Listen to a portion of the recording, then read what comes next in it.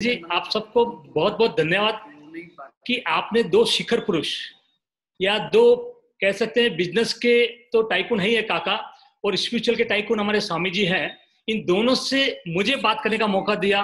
मैं बहुत बहुत कृतज्ञता ज्ञापित करता हूँ आपके लिए कि आपने ऐसा मौका दिया। जी रतन जी, मैं आपको थोड़ा रोकना चाहूंगा यहाँ पे।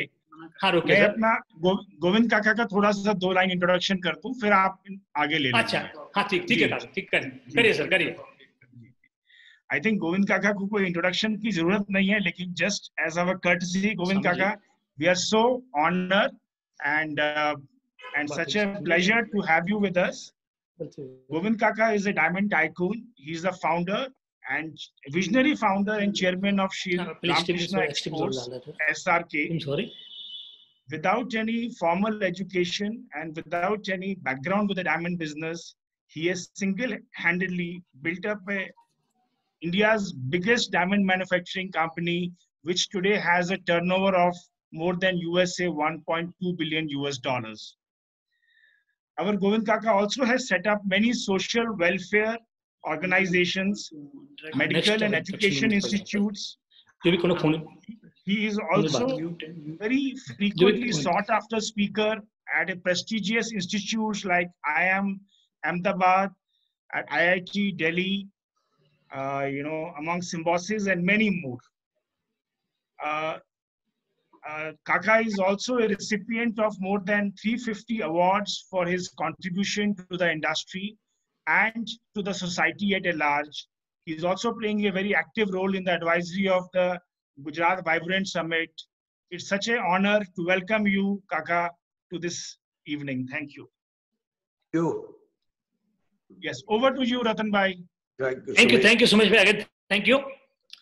दोस्तों, हमारे बीच हैं सिद्धांतों के शिखर पुरुष और कठोर परिश्रम इनका दूसरा नाम है, और सैकड़ों बड़े बड़े पुरस्कारों के विजेता, सैकड़ों बड़े पुरस्कारों के विजेता जो हैं, एवं करीब 1 नहीं 2 नहीं 8-8 हजार स्टाफ इनके तन मन से सेवा में खड़े रहते हैं। एवं डायमंड इंडस्ट्री के बेताज बादशाह महामना श्रीमान गोविंद काका ढोलकिया, दोस्तों मैं मेरी तरफ से इनका स्वागत करता हूं और आप सबकी तरफ से बहुत बहुत स्वागत करता हूं। काका जी आपको प्रणाम। काका जी बहुत बहुत प्रणाम आपको। काका जी, मैं बिना किसी भूमिका के सीधा आपसे क्वेश्चन आंसर पे आ रहा हूं, क्योंकि मुझे मालूम है सब मेरे से ज्यादा आपको सुनना चाहते हैं।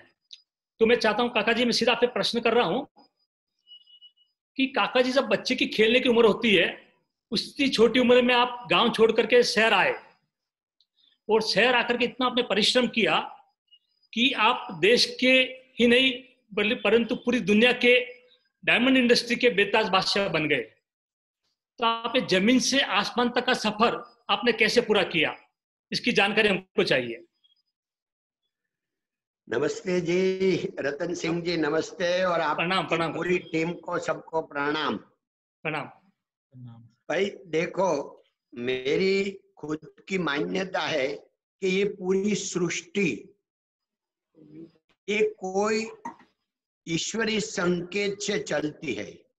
इस सृष्टि में कोई कर्तु, अकर्तु और अन्यथा कर्तु ईश्वर है, तो उनकी योजना के मुताबिक ये सब हुआ है। मगर अभी हम जो लोग मिले हैं, तो सबसे पहले जो आपने बताया आपका क्वेश्चन, उनके पहले मैं बता दूं कि हम लोग जो अभी मिले हैं वो समय बिल्कुल अच्छा नहीं है विश्व का। अभी कोरोना की जो महामारी चल रहा है, तो उसमें हम अकेला इंडिया वाला नहीं, पूरा विश्व बहुत अभी कंफ्यूज है और टेंशन में है। यही समय में अपने के ऊपर संयम रखना बहुत जरूरी होता है। ये मैंने एक शास्त्र में पढ़ा था कि खराब समय का हमका 7 फ्रेंड होता है, 7 मित्र होते हैं। जब हमारे खराब समय, अभी खराब समय चल रहा है विश्व का, तो 7 जो है वो क्या है, तो सबसे पहले है धीरज। अभी उतावला बावला नहीं होने का, धीर गंभीर धीरज। दूसरा है धर्म। कोई भी धर्म, अपना जो धर्म है, ऐसे हम स्पिरिचुअली बोले तो धर्म ऐसा हो जाता, मगर धर्म क्या होता है? हमारे घर में भी हम पिता है तो पिता का धर्म, पति है तो पति का धर्म, पत्नी है तो पत्नी का धर्म, बॉस है तो बॉस का धर्म, हमारा धर्म। और हम विवेक, तीसरा है विवेक। तो हमको विवेक होना चाहिए। अभी कोई भी काम करे हम सोचे, एकदम आसक्ति नहीं करे, विवेक। और चौथा होता है साहित्य, जो बुक्स, साहित्य कुछ भी पढ़ना, नॉलेज लेने का अभी समय है। और पांचवा है साहस करने का। साहस मीन्स थोड़ा जिगर तो करना ही पड़ेगा, तो अपना थोड़ा कॉन्फिडेंस बढ़ाने का। और सिक्स है सत्यव्रत। जैसे प्रॉब्लम आता है तो हम कभी भी हमारे रास्ते से धीरज घुमा के कुछ गलत भी कर सकते हैं।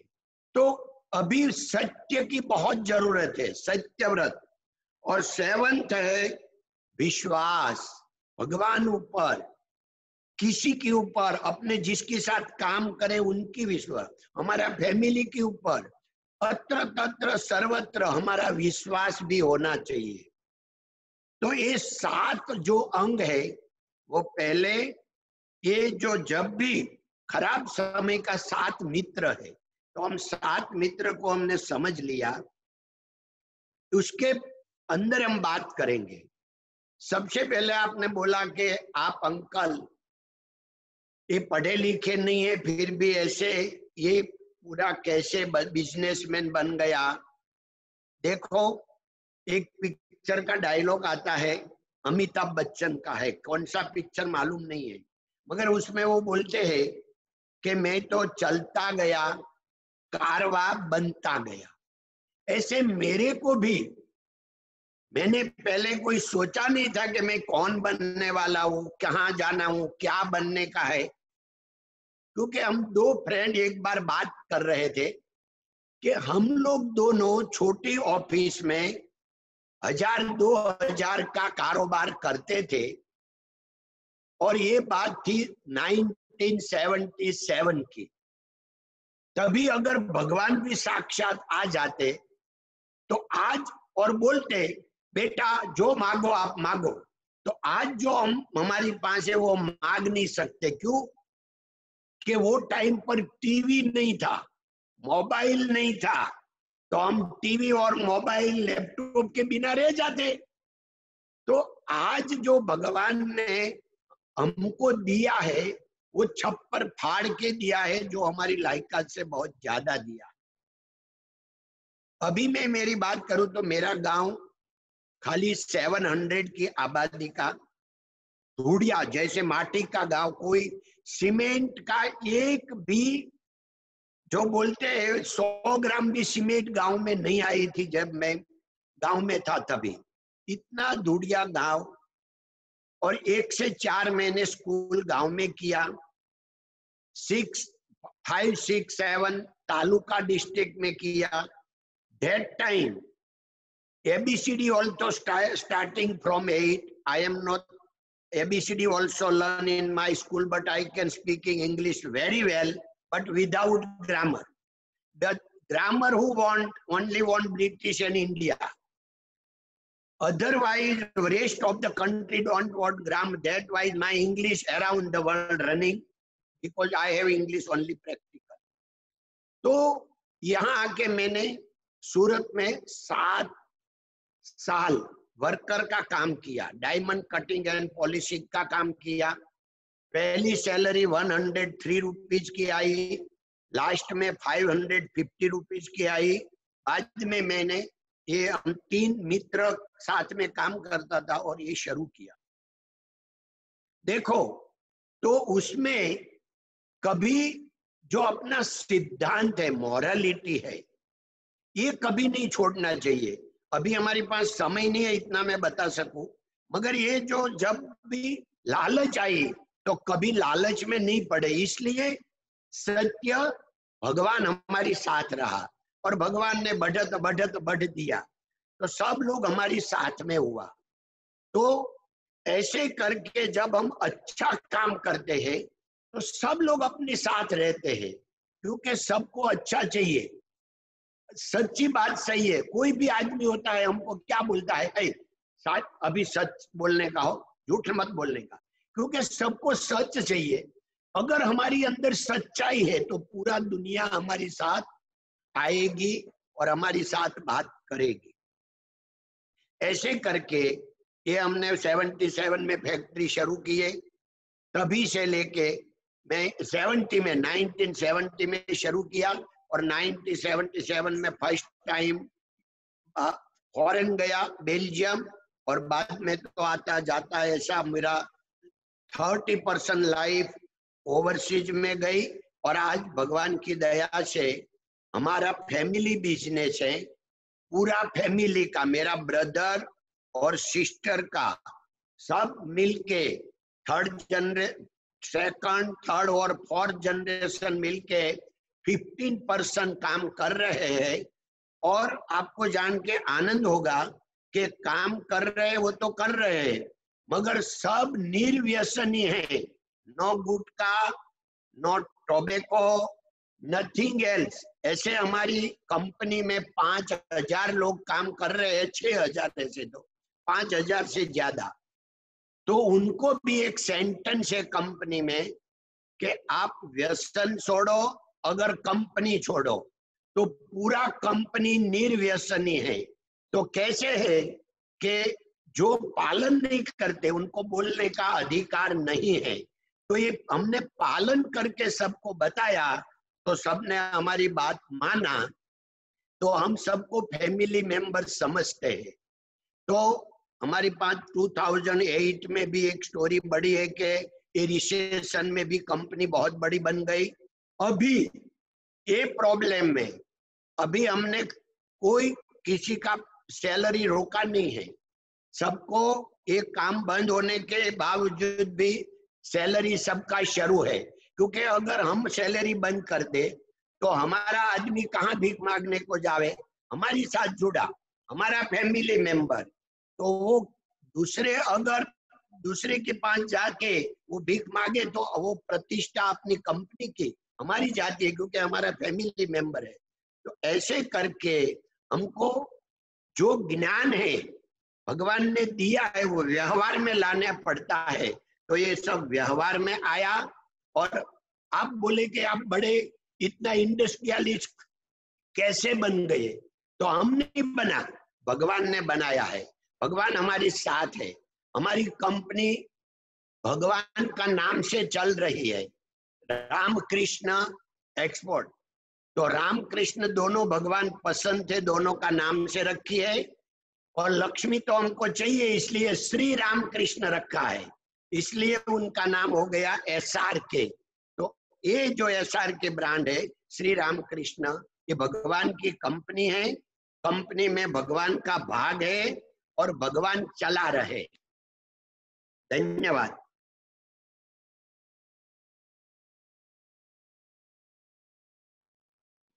काका जी बहुत बहुत धन्यवाद। दूसरा क्वेश्चन आपके लिए है कि कई बार ऐसा होता है कि हम हमारी भाषा में भी लोगों को समझा नहीं पाते हैं, लेकिन आप कैसे बिना इंग्लिश जाने पूरी दुनिया को अपनी भाषा समझा के पूरी दुनिया में अपना साम्राज्य फैलाया है,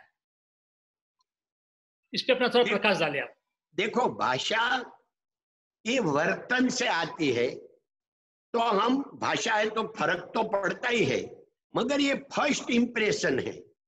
लास्ट तक में तो हमारा व्यवहार कैसा है, हमारा सोच कैसा है, हमारा थिंक कैसा है और हमारा वर्ताव कैसा है, उनके ऊपर लोग हमारे साथ काम करते हैं। क्योंकि अभी हमारा ऑनलाइन बिजनेस है, तो सबको मालूम है कि GIA का सर्टिफिकेट हो गया, उनका क्राइटेरिया 8 आ गया, फिर भी हमारा क्लाइंट कभी भी गलती नहीं करे, हमारा बायर को कोई मुश्किल ही नहीं पड़े, इसलिए हम माइक्रो में 20 to 60 एक्स्ट्रा उनको क्राइटेरिया देते हैं कि जिसकी वजह से उनको कोई प्रॉब्लम नहीं आवे। तो ये जो है ना थिंग, इससे बिजनेस बढ़ता है और लोग साथ में जुड़ा रहता है, क्योंकि सबको क्वालिटी चाहिए, क्वांटिटी चाहिए। तो हमारा यही मकसद है, क्वालिटी में कोई कॉम्प्रोमाइज नहीं, और क्वांटिटी अगर नहीं होगी तो हमको महंगा माल पड़ेगा। तो मैन्युफैक्चरिंग में क्वांटिटी भी होनी चाहिए, साथ में क्वालिटी में कोई कॉम्प्रोमाइज नहीं करना चाहिए। तो क्वालिटी और क्वांटिटी दोनों के हिसाब से ये हमको फायदा हो। आप लैंग्वेज की बात बोले तो लैंग्वेज में क्या है कि पूरा वर्ल्ड में आप किधर भी जाओ, जापानीज लैंग्वेज हम नहीं समझते, मगर हम जापान में अगर बिजनेस करने के जावे तो 20 वाला आदमी तो मिल ही जाता है कि जो इसमें बात करेगा, जापानीज को जापानीज में समझाएगा, हमको हिंदी में समझाएगा, इंग्लिश में समझाएगा। तो ये सब मिलता है। मैं एक बार, ये तो जॉकिंग है, अगर मैं रशिया 1997 में गया तो वो भाई को रशियन लैंग्वेज एक ही आती थी, मेरे को हिंदी, इंग्लिश में मैं ज्यादा समझता नहीं। तो मेरा हिंदी करके इंग्लिश करके एक भाई बोले, वहां एक लेडी थी, वो इंग्लिश का रशियन करे, फिर वो रशियन वाला बोले, लेडीज इंग्लिश में उनको समझावे, वो मेरे को हिंदी में समझावे। तो ऐसे हमने 3 घंटा मीटिंग की, मगर अगर जो लैंग्वेज हम दोनों को आती होती तो वो काम आधा घंटा में भी हो सकता है, ऐसा भी होता है। मगर काम तो हो गया ना भाई, आधा घंटा का 3 घंटा लगा, काम तो हो गया। तो ऐसे लैंग्वेज भी आज वर्ल्ड में ऐसा कोई प्रॉब्लम आज तो है ही नहीं, तभी भी नहीं था, आज तो है ही नहीं, मगर मैं सीखता रहता हूँ, कहाँ भी जाओ तो ऐसे एक एक वर्ड लेके आता हूँ। तो ऐसे इंग्लिश के हिसाब से हमारा बिजनेस का कभी कोई प्रॉब्लम आया नहीं। और फिर जब भी इंग्लिश का, कंप्यूटर का जमाना, वेब का आया, तो हमारा सेकंड जनरेशन तैयार हो गया, तो ये भी काम हो गया। धन्यवाद।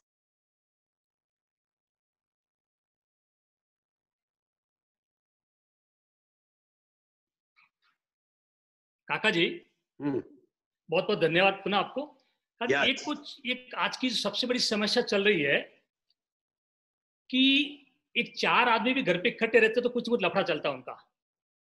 4 सदस्य परिवार में है तो भी कुछ लफड़ा होता है, आना जाना बातचीत हो जाती, लफड़ा होता है। लेकिन मैंने सुना आपके घर में एक नहीं, 2 नहीं, 1400 मेंबर का आपका परिवार है, इसमें 100, 150, 200 परिवार एक साथ रहते हैं आप लोग। तो ये कैसे आप मैनेज करते हैं? क्या आपका सूत्र है, क्या फार्मूला है, क्या ऐसा प्रेम का टॉनिक पिलाते हैं लोगों को कि लोग बिना किसी बातचीत के या बिना किसी लड़ाई झगड़े के आप साथ रह पाते हैं? इस पे आप प्रकाश डालिए। देखो, कोई भी एकता रहने के लिए एक ही होता है कि ईगो लेस रहो। तो हम सोचे कि हम तो ईगो लेस है, मगर सामने वाला कैसे ईगो लेस हो जावे भाई?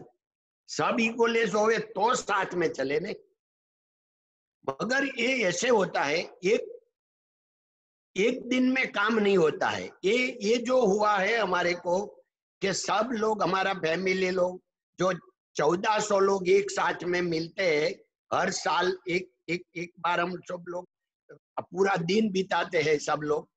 तो उनका कारण है कि सब लोग पॉजिटिव है। पॉजिटिव क्यों है? तो उसमें अपने को उसको सपोर्ट देना मांगता है। जो बड़ा है वो छोटे को सपोर्ट दे और छोटा उनका रिस्पेक्ट करे।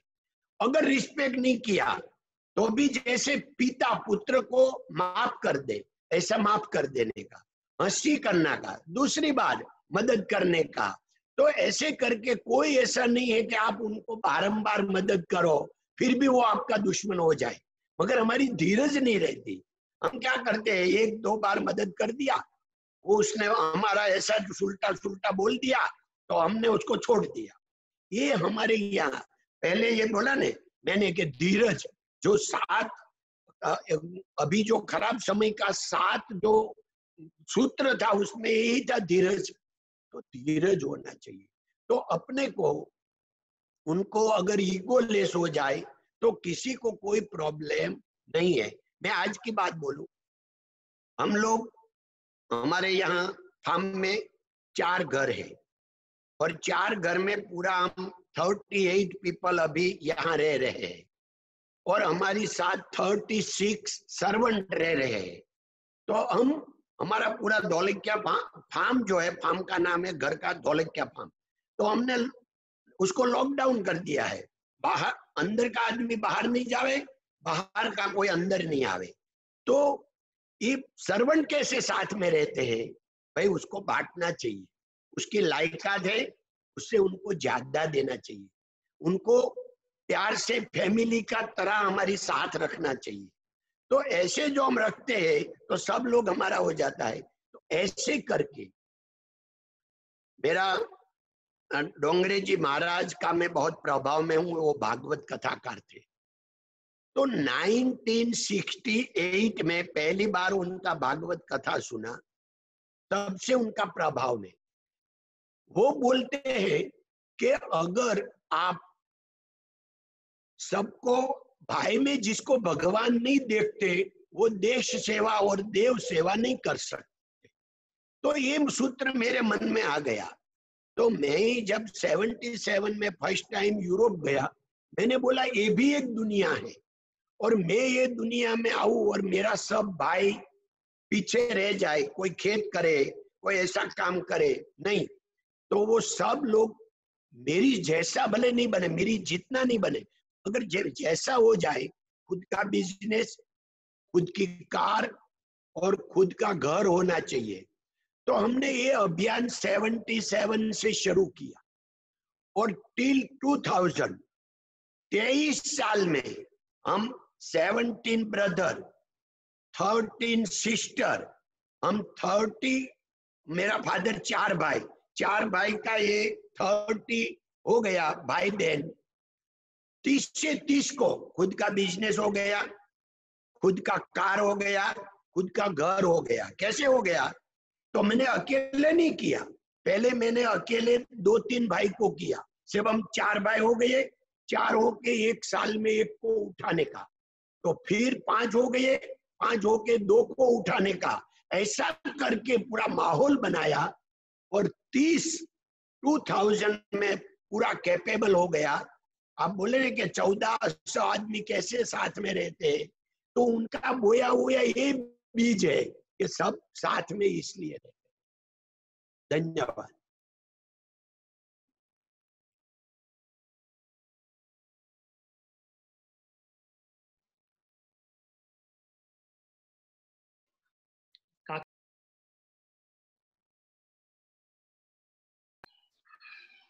काका जी, पिछले 50 साल से आप इस इंडस्ट्री से जुड़े हुए हैं, तो आपने सारे उतार चढ़ाव देखे होंगे कि डायमंड इंडस्ट्री के, ज्वेलरी इंडस्ट्री के पूरे उतार चढ़ाव आपने महसूस किए हैं कि कैसे क्या हुआ, कब क्या हुआ। तो मैं यहाँ आपसे पूछना चाहूंगा कि आगे इस इंडस्ट्री का भविष्य कैसे देखते हैं आप? ज्वेलरी इंडस्ट्री का है और डायमंड इंडस्ट्री का है, इसके भविष्य के बारे में आपका क्या सोचना है? तो भविष्य कैसा रहेगा और कैसे अच्छा होगा? देखो, मैं 55 साल मेरा ओवर हो गया, अभी 56 इयर्स चल रहा है। अच्छा। और मैं पहले से बोलता हूँ, आज भी यही बोलता हूँ कि जब तक ये दुनिया में लेडीज रहेगी तब तक डायमंड का बिजनेस चलेगा। अच्छा। हाँ। क्योंकि डायमंड और लेडीज अलग नहीं हो सकती, तो हमारा बिजनेस जनरेशन टू जनरेशन चलेगा। इसलिए मैंने जब कंपनी का 95 में रिस्ट्रक्चर किया, हमने फैमिलियर कंपनी बनाई, तब मैंने 23 सेंटेंस दिया था सेकंड जनरेशन को कि हम कंपनी कैसे चलाएंगे। तो उसमें मैंने जो 2-3 महत्व का था कि हम कभी उधार में माल नहीं लेंगे, मगर लेंगे तो हम बिफोर टाइम पेमेंट करेंगे। और दूसरा था, हमने किया था कि अगर हम जो हमको लेट पैसा देंगे बिजनेस में, उसके साथ हम बिजनेस नहीं करेंगे। क्योंकि कौन लेट देता है? एक तो उनके पास पैसा नहीं है वो, और पैसा है मगर लोभी है। दोनों लेट देते हैं, तो उन दोनों में से हमारे कोई काम का नहीं। और तीसरी बात कि अगर हम किसी को माल, हमारा जो सप्लायर है उससे हम कभी बहुत सस्ता माल नहीं लेंगे, क्योंकि हम ज्यादा सस्ता लेंगे तो दूसरी बार दूसरे को दे देगा, हमारे को माल नहीं देगा, हमारे को सप्लाई नहीं करेगा। तो मार्केटेबल ही माल लेने का, सस्ता नहीं लेने का। और हमारा जो बायर है उसको कभी भी महंगा माल नहीं देने का। क्यों? कि हमको बिजनेस जनरेशन टू जनरेशन करने का है। तो अगर 1% भी मार्केट से महंगा माल बिके, वो माफ नहीं है, ऐसा मैंने लिखा था। क्यों माफ नहीं है? कि 1-2% अगर सस्ता बिक जाए तो माफ है, क्योंकि वो क्लाइंट दूसरी बार दौड़ के आएगा। मगर अगर महंगा बिक गया और जो हमारा बायर चला गया वो जीवन भर नहीं आएगा। तो हमको जनरेशन टू जनरेशन काम करने का है, तो हम बायर का ख्याल रखेंगे।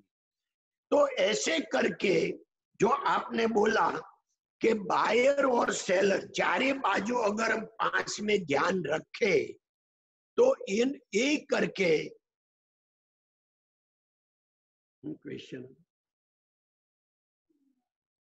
भाई सॉरी आपका क्वेश्चन ही भूल गया बात में।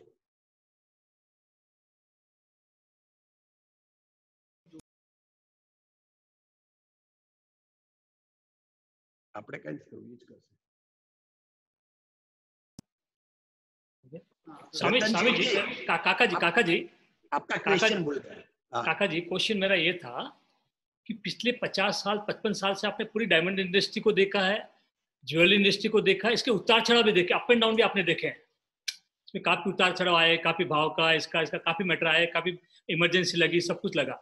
तो मेरा पूछना यह है कि इसके भविष्य के बारे में आपकी क्या राय है? ओके, देखो भविष्य चलने वाला, वो तो आपकी बात सही है, थैंक यू। तो भविष्य बहुत उज्जवल है और अपने को ध्यान अपना रखने का है, क्योंकि सामने वाला हमारे से 3 दुकान हमारी लाइन में, तो हमारे वहां कैसे आवे, ये हमारा सोच है, हमारा थिंक है, हमारा व्यवहार है। ये अपने को पकड़ रखे तो बिजनेस तो चलने वाला है, उसको कोई प्रॉब्लम नहीं है। दूसरी बात कि पूरा विश्व में ज्वेलरी बिजनेस सबसे अच्छा है, सबसे अच्छा दुनिया में। क्यों? कि हमारा एक आईपीएस ऑफिसर ने मेरे को बताया था कि गोविंद भाई, आप मानते हैं कि आपके पास पैसा है, सुख है, जीने का अच्छा, यही नहीं, आप बहुत भाग्यशाली इसलिए है कि आपको ये डायमंड बिजनेस मिला है। उसमें जो लोग काम कर रहे हैं, व्यापारी लोग हैं, ये लोग बहुत अच्छे हैं। और ये लोग बहुत अच्छे हैं इसलिए आपको कभी भी टेंशन नहीं आता है बिजनेस में। कि मैं जब सूरत कमिश्नर था, आप लोग मेरे साथ बैठे हैं और आप लोग फोन में बात करते हैं, कितना भाई, क्या गुड़िया वाले एबीसी है, कितना है, 7 मिलियन का क्या भाव बोलते हैं? चलो ऐसा नहीं, 1000% कम कर दो। अरे चलो मजल अपना डायमंड में होता है वो जूइश वर्ड है, गुड लक। ये बोला, हम बोलते हैं कितना का था, तो बोला भाई 7 मिलियन का, 30 करोड़ का बिजनेस, और आपने 3 मिनट में पूरा कर दिया। और माल कहाँ पड़ा है? तो वो तो बेल्जियम में पड़ा है, वो तो रशिया में पड़ा है, ये तो हांगकांग में है, दुबई में है, और वहां खुला पड़ा है। आप लोग बिजनेस कर दिया वर्ड्स का, और उसने माल वहां से कस्टम में भेज दिया, आया, और 1 लाख के ऊपर का करोड़ का बिजनेस है, लाख करोड़ से ज्यादा। फिर भी 3 साल में एक केस नहीं आया, पुलिस केस, कि ये मेरा पेमेंट नहीं करते हैं। तो इससे अच्छा व्यापारी दुनिया में कैसे हो सकते? तो इतना जवेरी लोग बहुत अच्छे लोग हैं, वर्ड्स की कीमत है। तो आपको ये, आप नहीं तो दूसरा में 20 करोड़ का 25 करोड़ का बिजनेस करना है ना, तो बस 200 तो सिग्नेचर होती है, अब तो खाली मुंह से बोल दिया, बात खत्म हो गई। तो आप बहुत भाग्यशाली है कि आप डायमंड बिजनेस में है, जवेरात में है, और जवेरात में सब लोग बहुत अच्छा व्यापारी है। तो हम लोग सब बहुत अच्छे हैं, और मैं आपको प्रणाम करके जो लोग सुन रहे हैं सबको मैं बोलता हूं कि आप लोग सही भगवान की दया से बहुत अच्छे लोग हैं, और बहुत अपना सद्भाग्य है कि हम लोग सब आरब्ध वंश से जुड़े।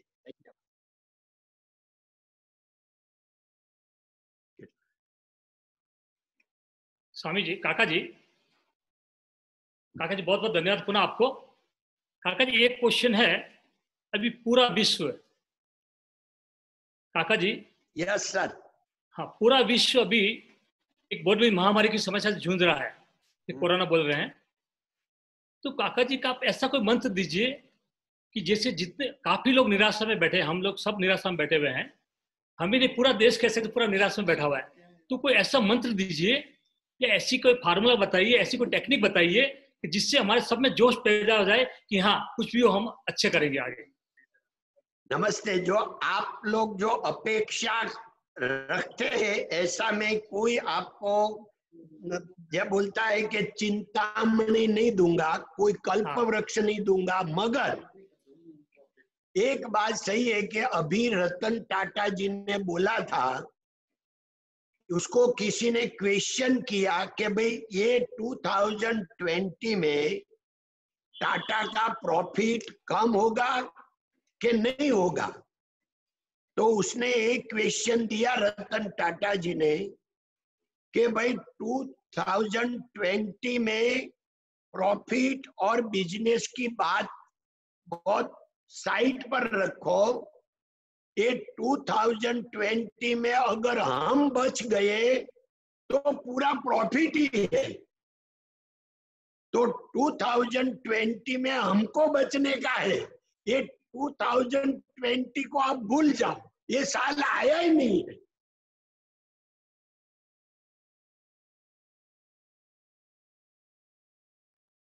मेरा आंसर खत्म हो गया।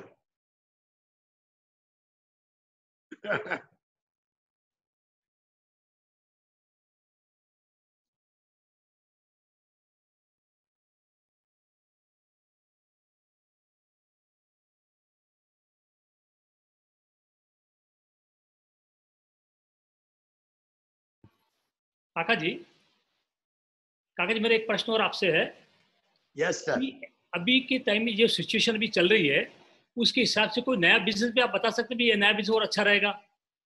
क्यों अपने हमारे जो अभी वीडियो देख रहे हैं, जो प्रोग्राम देख रहे हैं, उसमें ज्वेलरी तो ही है, ज्वेलर्स के साथ बहुत सारे इंसान हैं, तो उनको कोई आप नया बिजनेस बता सकते हैं ये बिजनेस अभी फास्ट ग्रो हो जाएगा? देखो, पानी का एक स्वभाव होता है कि जहां वो जगह है वहां चले जाते हैं, कुछ भी करो पानी उनकी जगह कर लेता है। ऐसे हमारी जो सोच है, हमारी ताकत है, हमारी शक्ति है, वो खुद रास्ता कर लेते हैं।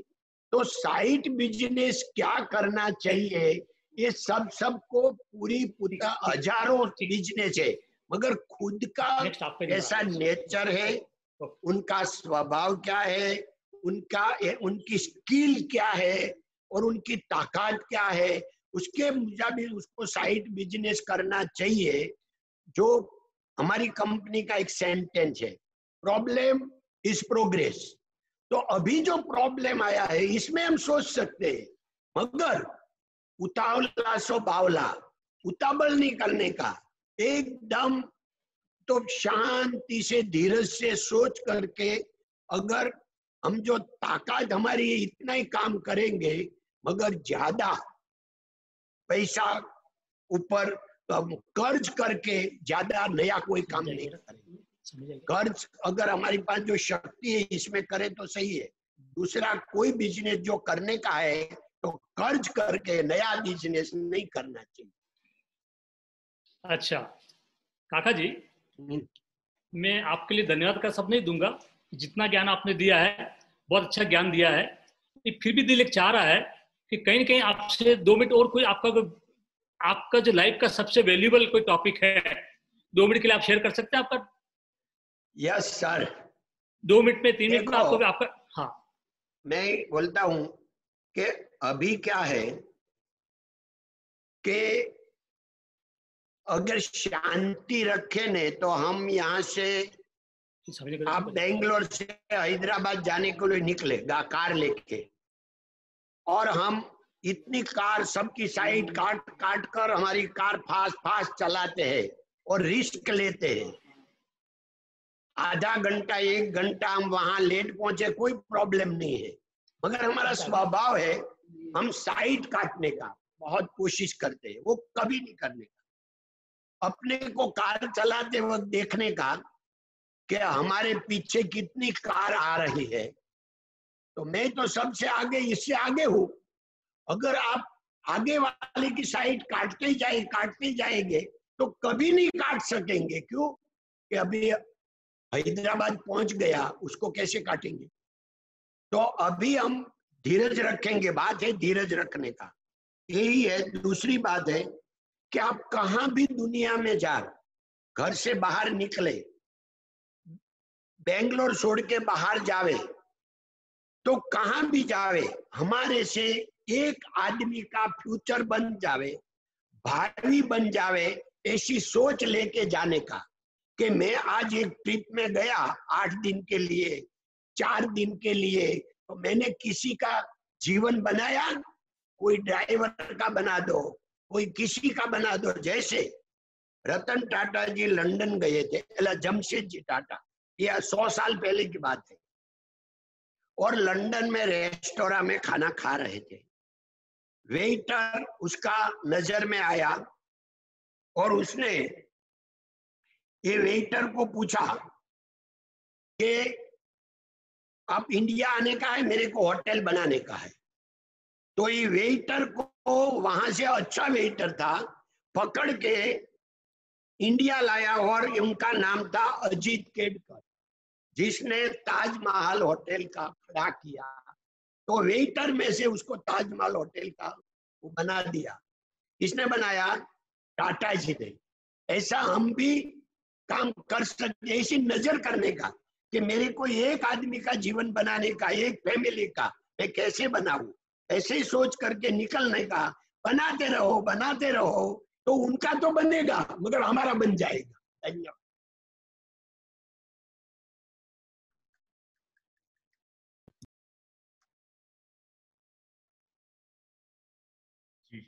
काका जी, यस सर। आपको बहुत बहुत धन्यवाद, बहुत बहुत साधुवाद, आपको अनंत आभार, आपके प्रति अनंत कृतज्ञता आपके प्रति।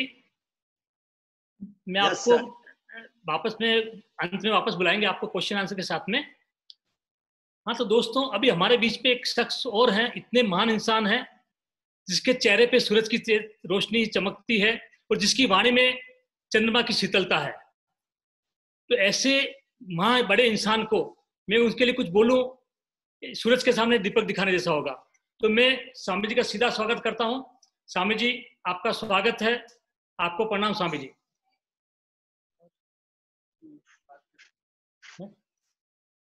स्वामी जी, हेलो। स्वामी जी मेरी आवाज आ रही है? हाँ जी, आ रही है। स्वामी जी, स्वामी जी मेरी आवाज आ रही है? हाँ जी, हाँ जी, आ रही है। आ रही है ना? हाँ हाँ, बढ़िया। हाँ, दोस्तों स्वामी जी हमारे बीच आए हैं, मैं स्वामी जी का स्वागत करता हूं।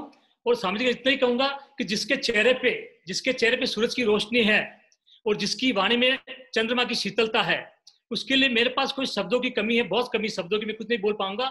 तो सीधा मैं स्वामी जी को कहूंगा कि स्वामी जी आप अपना दिव्य प्रवचन या कुछ अपने अद्भुत उद्गार दीजिए, ताकि हम लोगों के लिए कुछ आप बोलिए। क्या बोले स्वामी जी, सीधा आप बोलिए सर।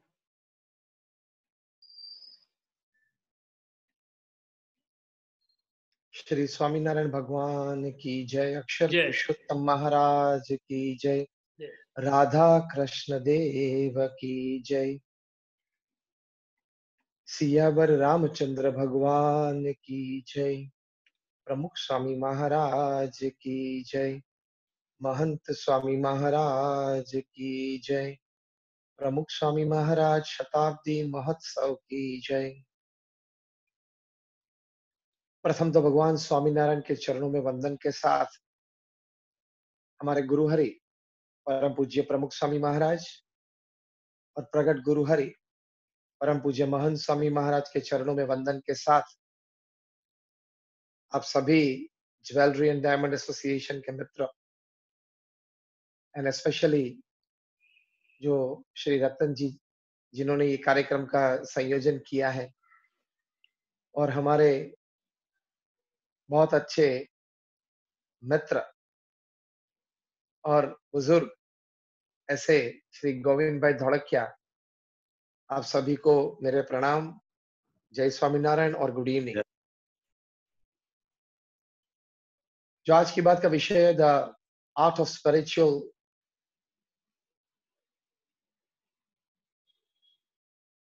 हेलो हाँ जी, आ रही है, आवाज आ रही है।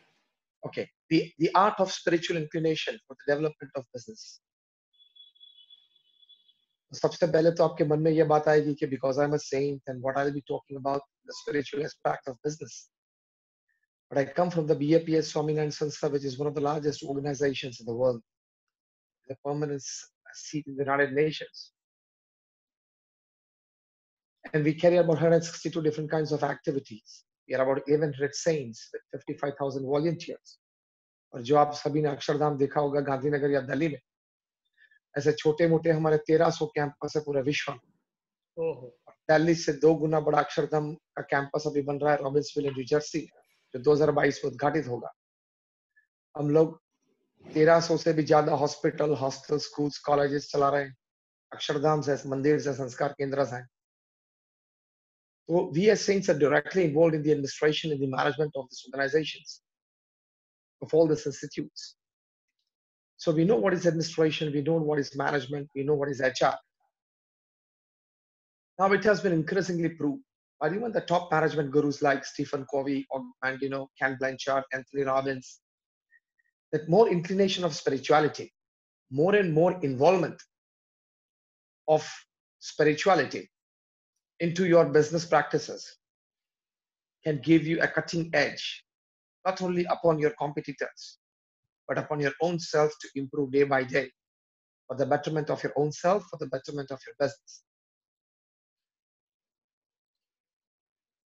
तो ये स्पिरिचुअलिटी की बात है। अध्यात्म को आपको जुड़ना है आपके व्यवसाय से, उसके विकास के लिए। तो एक बहुत अच्छी पुस्तक है the 7 habits of highly effective people, written by none other than one of the most decorated management gurus upon this earth, Stephen Covey. He met more than 3,000 successful people upon this earth. He himself was a Harvard alumni. And he met these people, interviewed them. These people were not just successful as businessmen, they were successful in all walks of life. As a businessman, as a husband, as a wife, as a brother, as a sister, in all walks of life, they were successful. ऐसे 3000 से ज्यादा लोगों को वे मिले, उनका interview लिया और बहुत अच्छा ये पुस्तक लिखा है 7 habits of highly effective people. मतलब इन सफल बिजनेसमैन को ये 7 आदतें उनके जीवन में थी। अति सफल व्यक्ति की ये 7 आदतें बहुत निष्कर्ष निकाल के उन्होंने ये बात लिखी। The 7 habits are very much spiritual. The first habit he says that I found was that they were proactive. तो proactive मतलब क्या होता है? प्रतिकूल परिस्थिति में सानुकूल प्रतिभाव। परिस्थिति प्रतिकूल खड़ी हुई तो आपने सानुकूल प्रतिभाव दिया। तो ऐसे बड़े व्यवसाय करने वाले लोगों के जीवन में ये बात मिलती है। जिन्होंने बड़ा कार्य इस पृथ्वी पे किया है, उन सभी के जीवन में the first important habit of 7 habits is proactivity. प्रतिकूल परिस्थिति में सानुकूल प्रतिभाव। एक प्रसंग ऐसा बना कि पेरिस में it was a snowy night, बर्फ वर्षा हो रही थी। होटल में रात को 9:30-10 बजे डिनर लेके 2 मित्र ऐसे ही आगे पोर्च में आए। देखा कि जबरदस्त बारिश गिर रही है। उन्होंने वहां से कुछ फोन किए, वहां राह देखी, लेकिन इंतजार करते करते 50 मिनट बीत गए, उनको टैक्सी नहीं मिली। फिर वहां खड़े खड़े उन्होंने सोचा कि हमारी जो परिस्थिति है, ऐसी परिस्थिति कहीं की भी हो सकती है। कई लोग इसमें फंसे हुए इस बारिश वर्षा में अपने घर से दूर होंगे, होटल में या थिएटर में या ऑडिटोरियम में या कोई प्रोग्राम में। तो अगर उनको टैक्सी नहीं मिली तो वे लोग घर बहुत देरी से पहुंचेंगे, 1-2 घंटे के बाद। ऐसा विचार है। इससे ये विचार पैदा हुआ कि can I help the situation? Say this is practical. Can I help the situation? मैं परिस्थिति को मदद रूप हो सकता हूँ। इसमें से मैं कुछ नया संशोधन कर सकता हूँ। हम उनकी जगह पे होते तो गाली देते, अरे ये लोग टैक्सी वाले समझते नहीं है, इतनी बर्फ वर्षा है तो वैसे ही यहाँ ऐसी होटल पे आ जाना चाहिए, कोई न कोई ग्राहक तो उनको मिल ही जाएगा। ये सब बातें करने लगते। This gentleman he thought, can I help the situation?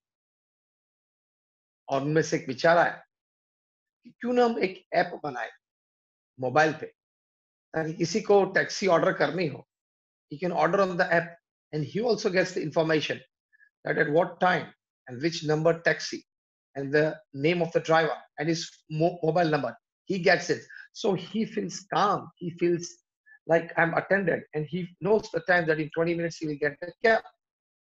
ऐसा कुछ ऐप बना सकते हैं। और ऐसी ऐप उन्होंने बनाई, पहले लॉस एंजलिस में लॉन्च की और वहां से 2 टैक्सी से ये बात शुरू हुई और आज ये ऐप इतनी विश्व प्रसिद्ध बनी।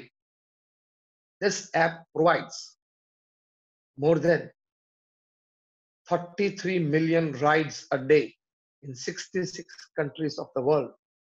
मैं बात कर रहा हूं उबर की, और जो व्यक्ति जिनको जो विचार आया उस रात को पेरिस में बर्फ वर्षा में टैक्सी नहीं मिली उसकी वजह से, उस व्यक्ति का नाम था ट्रेविस कैलेनिक। तो ऐसी परिस्थिति जब जीवन में आती है तब आप प्रॉस्पेरिटी थिंकर बनो, पॉवर्टी थिंकर मत बनो। That is spirituality. Be a prosperity thinker. Yes, I can come out of this.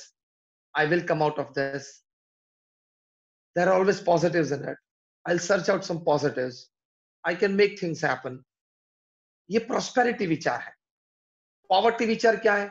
अब मैं क्या करूं? मर गया, अब परिस्थिति बिगड़ गई है, मैं इसमें कुछ नहीं कर सकता, मुझे कोई मदद नहीं मिल रही है। इस प्रकार के विचार होते हैं, उसको बोलते हैं पॉवर्टी थिंकर। लेकिन ऐसी परिस्थिति में आप प्रॉस्पेरिटी थिंकर बन जाओ। हाँ, हो सकता है, कुछ करेंगे, लेकिन धैर्य रखना है। जो अभी गोविंद काका ने बात बताई, जो आपने रतन जी जो प्रश्न पूछा था, उन्होंने बताया कि धैर्य रखना है। तो कुछ धैर्य रखे तो अच्छे विचार आएंगे। And today we know Uber 66 countries में है, 33 मिलियन राइड्स पर डे, मतलब 3.25 crore rides per day, sorry 33 lakh rides per day Uber देती है। तो देखो, be a prosperity thinker, this is the first aspect. तो अभी ये कोरोना वायरस की परिस्थिति है, इसमें भी आप प्रॉस्पेरिटी थिंकर बन सकते हो। बी एन अपॉर्चुनिटी सीकर, ये प्रोएक्टिविटी में बात बताया स्टीफन कॉवी। तो ऐसी परिस्थिति में आप कुछ कर सकते हो। तो ये प्रॉस्पेरिटी थिंकर की बात है, ये प्रोएक्टिविटी की बात है। हमने देखे हमारे गुरु प्रमुख स्वामी महाराज ने, जिन्होंने ये 1300 कैंपस पूरे विश्व में बनाए, वे हमेशा प्रॉस्पेरिटी थिंकर थे। हो सकता है कुछ करेंगे कोई भी परिस्थिति में। गांधीनगर अक्षरधाम पे टेररिस्ट अटैक हुआ तो उस वक्त भी उन्होंने यही सोचा कि चलो एक बात बन गई है, उसमें से हम कैसे इस परिस्थिति से बाहर निकल सकते हैं, कैसे गवर्नमेंट से या पुलिस से मदद मांग सकते हैं, हमारे स्वयं से को कैसे जोड़ सकते हैं। उस वक्त दिल्ली का अक्षरधाम बन रहा था, उन्होंने बंद नहीं किया, डबल स्पीड से वो चालू रखा। मतलब B a prosperity thinker in times of worst situations. ये पहली अच्छी हैबिट है। दूसरी हैबिट स्टीफन कॉवी बताते हैं कि begin with the end in mind. जो भी आप शुरुआत करें, अंतिम नतीजा आप क्या अपेक्षित रखते हैं, अंतिम नतीजे में आपको क्या चाहिए, वो आपके मन में स्पष्ट होना चाहिए। Be a prosperity thinker, then begin with the end in mind. एक बार आपने अल्फ्रेड नोबेल का नाम सुना होगा, जिन्होंने डायनामाइट्स बनाए। तो बड़ी फैक्ट्री लगा दी थी डायनामाइट्स की, मिलियंस ऑफ डॉलर्स कमाए, क्योंकि वो डायनामाइट्स का उपयोग करते थे गवर्नमेंट बड़ी बड़ी शिला तोड़ने में, माउंटेन्स में ट्रेन के लिए या रास्ते के लिए कुछ जगह बनाने के लिए। तो ये अच्छा उपयोग होता था इंफ्रास्ट्रक्चर डेवलपमेंट में डायनामाइट्स का। लेकिन आर्मी के हाथ में भी ये बात आ गई, तो आर्मी भी डायनामाइट्स यूज करने लगी। दुश्मन पे डायनामाइट्स फोड़ते थे, लोग मर जाते थे, मतलब आर्मी, अपोजिशन आर्मी मर जाती थी। अल्फ्रेड नोबेल को दुखता था कि ये गलत उपयोग मेरे संशोधन का हो रहा है। एक बार ऐसा हुआ कि उनका छोटा भाई लुडविग, उसकी मृत्यु हुई। न्यूज़पेपर में ये बात, कुछ और समाचार पहुंच गए कि अल्फ्रेड नोबेल की मृत्यु हुई है। न्यूज़पेपर वाले ने तो छप दिया कि अल्फ्रेड नोबेल हैज डाइड, और नीचे लिखा क्या, the merchant of death has died, मतलब मौत का सौदागर वो मरा, merchant of death. Alfred Nobel ने ये न्यूज पढ़े कि मैं तो जिंदा हूं, मेरा छोटा भाई लुडविग मरा है। ये गलतफहमी से इन्होंने ये छप दिया, लेकिन उनको ये अंतर्दृष्टि हुई कि मेरे नाम के पीछे लोग ये सोचते हैं, ये बात लिखते हैं, they write these things, and after I die, after I pass away, people are going to think of me in this way, as I was a merchant of death. सब कुछ छोड़ दिया, मिलियंस ऑफ डॉलर्स जो कमाए थे वो research में जोड़ दिए। उसमें से ये अल्फ्रेड नोबेल ने ये नोबेल प्राइज की शुरुआत की, physics, chemistry, Nobel prize for peace, ये सभी अलग अलग डिपार्टमेंट चालू किए, और आज तक वो एक विश्व प्रसिद्ध प्राइज है। तो कहने की बात यह है कि begin with the end in mind, कि आप जो कर रहे हैं उसका अंतिम नतीजा क्या आ सकता है आपके मन में होना चाहिए। अभी आपने रतन जी प्रश्न पूछा था गोविंद काका को कि इस परिस्थिति में क्या हम कोई नया धंधा क्या शुरू कर सकते हैं, अपने अनुभव से कह सकते हैं। गोविंद काका ने हमें बताया कि बहुत सोचना समझ के कुछ आगे बढ़ना, ऐसे ही दौड़ते मत रहना, ओवरटेक करते करते हर गाड़ी को वहां बैंगलोर से हैदराबाद जाते जाते। तो कहने की बात यह है कि गोविंद काका ने अभी एक अच्छी एडवाइस हमें दी कि ज्यादा हरी मत करना, मतलब आप धैर्य बनाए रखना। तो अंतिम नतीजा सोच के प्रमुख स्वामी महाराज को अक्षरधाम बना था ना दिल्ली में, उन्होंने सोचा कि 5 साल में पूरा करना है। अब आप सोच लो, दिल्ली में अक्षरधाम 110 एकड़ पे non commercial non residential project अगर बनाना है, तो उसके लिए 5 साल में ये प्रोजेक्ट पूरा करना कोई सामान्य बात तो है नहीं, बड़ी कठिन बात है। तो जो सोमपुरा बना रहे थे, अक्षरधाम जो डिजाइन कर रहे थे, उन्होंने कहा कि स्वामी जी 5 साल में नहीं हो सकता है, इतने आर्टिसंस मतलब कारीगर ही नहीं है। प्रमुख स्वामी महाराज ने कहा कि हम कारीगर को मिलेंगे, हमारे संत मिलेंगे, कार्यकर मिलेंगे, उनको उनके भांजे हो, भतीजे हो, काका हो, वो सब ये व्यवसाय छोड़ के गांव में कोई छोटी मोटी दुकान चालू कर दियो, क्योंकि ये इसमें इतना काम नहीं मिल रहा है, तो उनको वापस लाएंगे, काम सिखाएंगे, 4-6 महीने उनको ट्रेन करेंगे और वर्कफोर्स हम बढ़ा देंगे। देखो, और सोमपुरा ने कहा था स्वामी जी 1200-1500 कारीगर मिलेंगे ज्यादा से ज्यादा। प्रमुख स्वामी महाराज ने कहा हमको 6-7 हजार कारीगर चाहिए। सोमपुरा ने कहा था स्वामी 6-7 हजार होंगे तो ही 5 साल में प्रोजेक्ट हो सकते हैं, वरना 35 साल लगेंगे अक्षरधाम बनाने में, 35 इयर्स। प्रमुख स्वामी ने कहा नहीं, 5 साल में करना ही है। तो हमारे संत राजस्थान गांव गांव घूमे, ओडिशा गांव गांव घूमे, देखो ये पुरुषार्थ, ये परिश्रम, और वहां ये सब कारीगर को मिले, उनके भांजे भतीजों को मिले, उनको वापस लाइए, और ये सिखाया, सब कारीगरी काम सिखाया, पत्थर भी हमने दिए, ये सब टूल्स भी हमने दिए, और ये कारीगर को पैसे देके कहा कि आप उनको सिखाओ, और 5-5.5-6 हजार का वर्कफोर्स खड़ा किया, और 5 साल में अक्षरधाम पूरा किया। तो begin with the end in mind, मतलब जो अंतिम नतीजा आपके मन में है उसको सोच के आप अभी से शुरुआत करो, पुरुषार्थ की दृष्टि से, विचार की दृष्टि से, और रिसोर्सेस की दृष्टि से।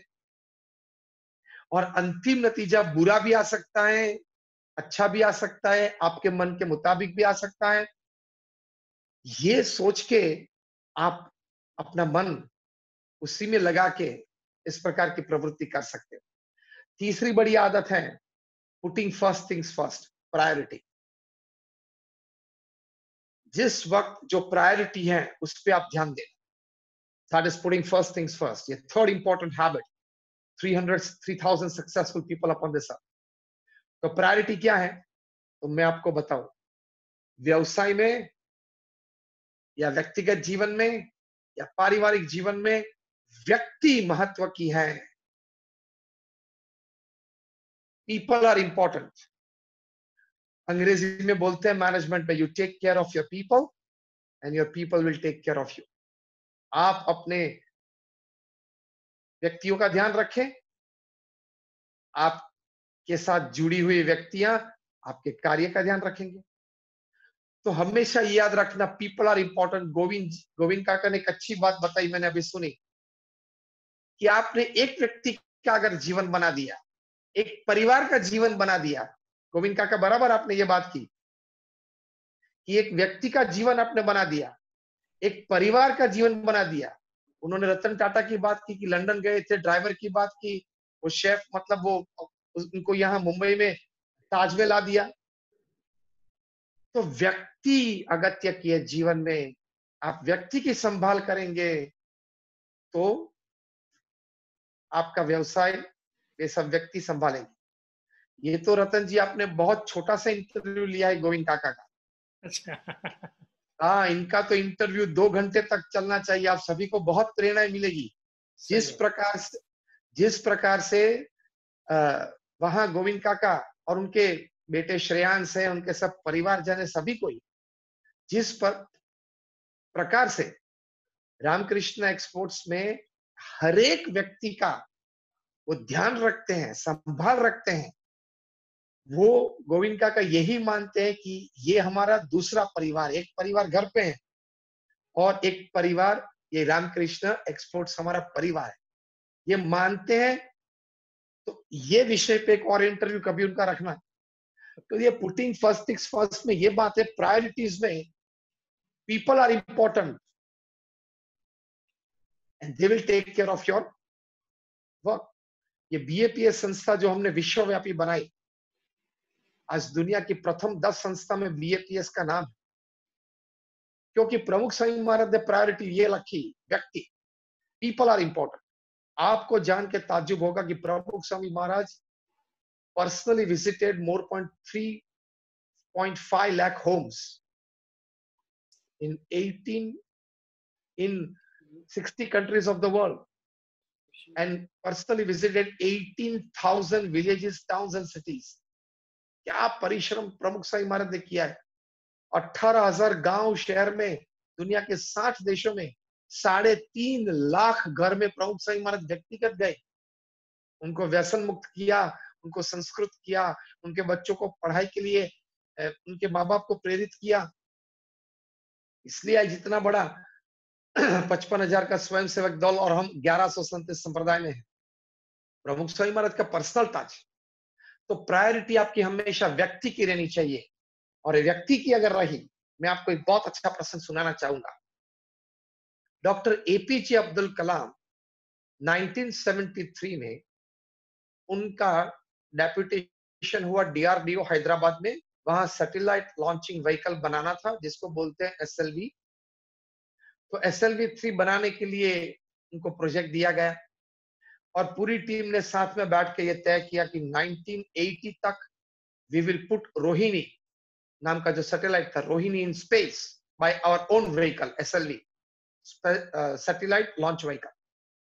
1979 अगस्त में ये प्रोजेक्ट पूरा हुआ। डॉक्टर कलाम ने डीआरडीओ के हेड थे प्रोफेसर सतीश धवन को ये बताया कि प्रोजेक्ट पूरा हुआ है और we can go for the launch, 1 साल पहले। और श्रीहरिकोटा जो हमारी रेंज है, वहां से जो सैटेलाइट्स ऊपर जाते हैं, तो डॉक्टर एपीजे अब्दुल कलाम और उनकी टीम ने पूरा तय कर दिया, सब व्यवस्था हो गई। उस वक्त लास्ट मिनट पे कंप्यूटर में कोई डिफंक्शन हुआ। अब्दुल कलाम देखी कि इसके बाद ये करना है, ये करना है, ये करना है। अब्दुल कलाम साहब ने कहा कि चलो कंप्यूटर मोड छोड़ दो, मैनुअल मोड पे आ जाओ, और himself was guiding the manual mode, और ऑर्डर कर दिया कि press the start button, and the start button was pressed. और श्रीहरिकोटा रेंज से SLV-3 रोहिणी सैटेलाइट लेके ऊपर चढ़ा और 150-200 फीट गया और बंगाल की खाड़ी में गिर गया, ब्लास्ट हो गया और सब को बहुत दुख हुआ। They were all stunned. What is this? What happened? पूरे प्रेस वाले सब साथ में थे क्योंकि भारत का ये पहला प्रयोग था। प्रेस कॉन्फ्रेंस बुलाई। सतीश धवन, अब्दुल कलाम ने ये प्रसंग सालों बाद कहा था। अब ध्यान से सुनना, ध्यान से सुनना। प्रोफेसर सतीश धवन ने कहा अब्दुल कलाम साहब को कि आप प्रेस कॉन्फ्रेंस में मत आना, I will handle the press. Press conference में उन पे बम्बार्डिंग हुआ। सतीश धवन ने कहा कि we accept our failure, we tried our best, we will try better again। Press conference पूरी हुई। सतीश धवन अब्दुल कलाम साहब को उनके रूम पे मिलने आए। कलाम साहब तो बहुत डिप्रेस हो गए थे, सुनमुन होके बैठे थे। सतीश धवन वहां 1 घंटा बैठे, उनकी स्पिरिट बूस्ट की और वापस अब्दुल कलाम साहब को कहा कि स्टार्ट द प्रोजेक्ट अगेन। फिर से शुरू हुआ। 11 महीने के बाद जुलाई 1980 में फिर से शुरू हुआ प्रोजेक्ट श्रीहरिकोटा में। वहां पे फिर से सब व्यवस्था की गई और लॉन्च हुआ और सक्सेसफुल लॉन्च हुआ। बहुत अच्छा परिणाम मिला। प्रेस वाले सब थे वहां पे। प्रेस कॉन्फ्रेंस बुलाई गई। सतीश धवन ने अब्दुल कलाम साहब को कहा कि मैं प्रेस कॉन्फ्रेंस में नहीं आता हूं, आप प्रेस कॉन्फ्रेंस में जाइए। इसको लीडर बोलते हैं। इसको सही दौर में एक नेता बोलते हैं। जब फेलियर की बात आई, निष्फलता की बात आई, तब अपने सिर पे ले लिया प्रोफेसर सतीश धवन। और जब सफलता की बात आई, दुनिया के सामने सफलता दिखाने की बात आई, तब अब्दुल कलाम को भेज दिया। जब भी अब्दुल कलाम ये प्रसंग कहते थे, वो रोने लगते थे कि मेरे boss, head of DRDO Satish Dhawan ने इस प्रकार की इंसानियत, जब फेलियर आई तब अपने असर पे लिया, जब सक्सेस की बात आई तब मुझे आगे कर दिया। ये प्रसंग मैं कभी नहीं भूल पाऊंगा। This inspired Dr. APJ Abdul Kalam to become more human। बड़े साइंटिस्ट तो थे ही। तो देखो, प्रायोरिटी है वो व्यक्ति को देना जीवन में। सफलता निष्फलता तो जीवन के राह में आते जाते रहते हैं। It is part of the whole system, it is part of human life, success and failure. लेकिन इसके बीच व्यक्ति का आदर, व्यक्ति को संभाल लेना, व्यक्ति की इज्जत को संभाल लेना, वो बहुत बड़ी बात है। So putting first things first. चौथी हैबिट है थिंक विन विन। मैं भी जीतूं, आप भी जीते। अब यही सिद्धांत से सभी बिजनेसेस चलेंगे। This is a spiritual aspect to business. इस सिर्फ मैं ही प्रॉफिट बना लो, अन्य को कम प्रॉफिट मिले ना मिले। ये सोशल मीडिया का जमाना है, इंटरनेट का जमाना है। Everything is open, everybody has information, everybody can hire talent, everybody has office setups, everybody can have access to raw materials and finished products. So now everybody being so much aware, so much information about their businesses, so much knowledge about their businesses, nobody can cheat any other person for a long time. So think win-win। मैं भी पैसे कमाऊं, आप भी कमाएं, मैं भी सुखी हूं, आप भी सुखी बने, मेरी भी तरक्की होती रहे, आपकी भी तरक्की हो, मेरे जीवन में, मेरे परिवार में सब समृद्ध हो, आपके जीवन में, आपके परिवार में भी सब समृद्ध बने। So think win. ये अगर आपने जीवन में रखा, ये लाभ है, तो ये बहुत बड़ी एक आदत है। मैं अंतिम 4 मिनट में आ रहा हूं अपने प्रवचन पूरा करने के लिए। मुझे 30 मिनट कही गई थी, ऑलरेडी मैंने 25-26 मिनट पूरी कर ली है। इसलिए बाकी की 3 आदतें में मैं डिस्क्रिप्शन में नहीं जा रहा हूं, सिर्फ आपको अच्छी तरह से मैं समझाना चाहूंगा। तो 5वीं हैबिट है seek first to understand and then to be understood. पहले आप सामने वाले व्यक्ति को समझने का प्रयत्न करें, फिर ये इच्छा रखें कि मुझे वो व्यक्ति समझे। देखो, मैं यहां बैठा हूं, फ्लोर पे अगर मैं पढ़ूं कि वो 6 लिखा है, आप सामने बैठे हो, आपको वो 9 दिखेगा, झगड़ा चालू हो जाएगा। I will say it is 6, you will say it is 9। तो क्या करना है? तो पहले अपनी पोजीशन छोड़ के उसके पास जाना और बोलना कि आपका दृष्टिकोण सही है, ये 9 लिखा है। फिर उसका हाथ पकड़ के आप अपनी पोजीशन पे लाइए और उनको दिखाना कि देखो ये 6 लिखा है। लेकिन ये अपेक्षा मत रखना कि वो व्यक्ति अपनी पोजीशन छोड़ के पहले आपको समझने का प्रयत्न करे। हम ये इच्छा रखते हैं, इसलिए झगड़ा चालू होता है। आप ये बोलते हो तू छोड़ के देख, इधर 6 लिखा है। नहीं, पहले आप अपनी पोजीशन छोड़ के। स्टीफन कॉवी ये लिखते हैं कि don't expect others to change, first change yourself and others will follow. ये व्यवसाय में भी बहुत बड़ी अच्छी स्पिरिचुअल एडवाइस है और पारिवारिक जीवन के लिए भी ये बहुत बड़ी अच्छी एडवाइस है। तो ये ध्यान में रखना, seek first to understand and then to be understood. 6th habit, छठी आदत है सिनर्जी। ये बहुत अच्छी बात है। एनर्जी मतलब ताकत, सिनर्जी मतलब क्या? When 2 or more than 2 people they come together, decide to work together, start thinking on a project, they have their difference of opinions, yet they decide to stay together. They come on a CMP, common minimum program, and then they start the project. They achieve their target or achieve it, if not fully, partially. They get joy out of it. They get strength out of it. They decide to cooperate well and do the next project. They do the next project. The energy and the joy that they get for the next project out of success of working together in the first project, that joy, that energy is called synergy. मतलब दो व्यक्ति साथ में काम करने की शुरुआत करें, मतभेद तो होते रहते हैं, दो व्यक्ति के बीच थोड़ा मनभेद भी हो जाता है, लेकिन फिर भी साथ में रहना है, साथ में काम करना है, ये तय कर लें, काम करें, थोड़ा सक्सेस मिले, उससे जो आनंद मिलता है, जो एनर्जी मिलती है साथ में रहने की और अगर दूसरे प्रोजेक्ट करने की, उस आनंद, उस एनर्जी को सिनर्जी बोलते हैं। It's also spiritual aspect to business. तो ये साथ में रहकर ये काम करना।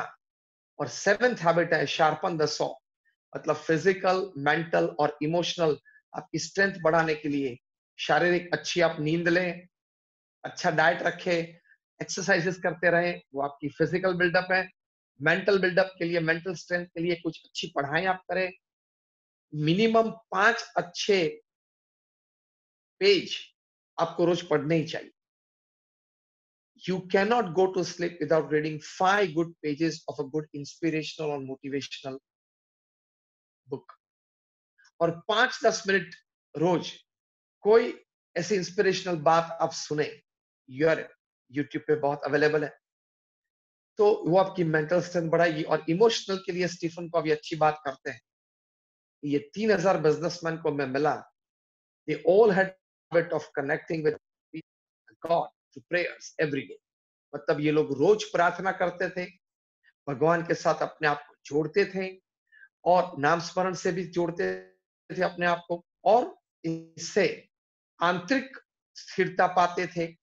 इस प्रार्थना या नाम स्मरण से अपने जीवन में आंतरिक स्थिरता के साथ कुछ आंतरिक शांति और आंतरिक सुख भी पाते थे। इसकी वजह से दूसरे दिन फुल एनर्जी के साथ ऑफिस में काम कर सकते। तो ये बात भी सही है कि आप नित्य प्रार्थना और नाम स्मरण जो भी भगवान में आप मानते हो श्रद्धा से करना, तो that will rejuvenate you, energize you, de-stress you and make you agile and energetic, fully enthusiastic for next day's work. तो ये भी एक बहुत बड़ी बात ये लिखते हैं। तो ये 7 हैबिट्स हैं, सिर्फ लिस्ट कर देता हूं। First, be proactive. Second, begin with the end in mind. Third, putting first things first. Fourth, think win-win. Fifth, seek first to understand and then to be understood. Sixth is synergy and seventh is sharpen the saw. तो ये 7 आदतें हमारे सभी के जीवन में दृढ़ हो तो हम बेहतर मनुष्य बन सकते हैं, एक सफल बिजनेसमैन बन सकते हैं और एक आदर्श परिवार के व्यक्ति बन सकते हैं। आप सभी के लिए हमारी शुभ प्रार्थना है, आप सभी के जीवन में ये सद्गुण दृढ़ हो। ऐसे भगवान स्वामीनारायण, हमारे गुरु हरिमहंत स्वामी महाराज, ये चरणों में हम प्रार्थना करते हैं। Thank you very much for patiently listening to me. Thank you very much and Jai Swaminarayan.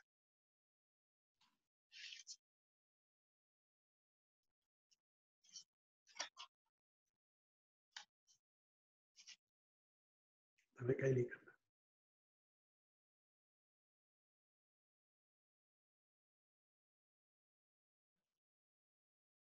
Swami ji, आपके प्रति बहुत बहुत कृतज्ञता, बहुत बहुत धन्यवाद, बहुत बहुत साधुवाद।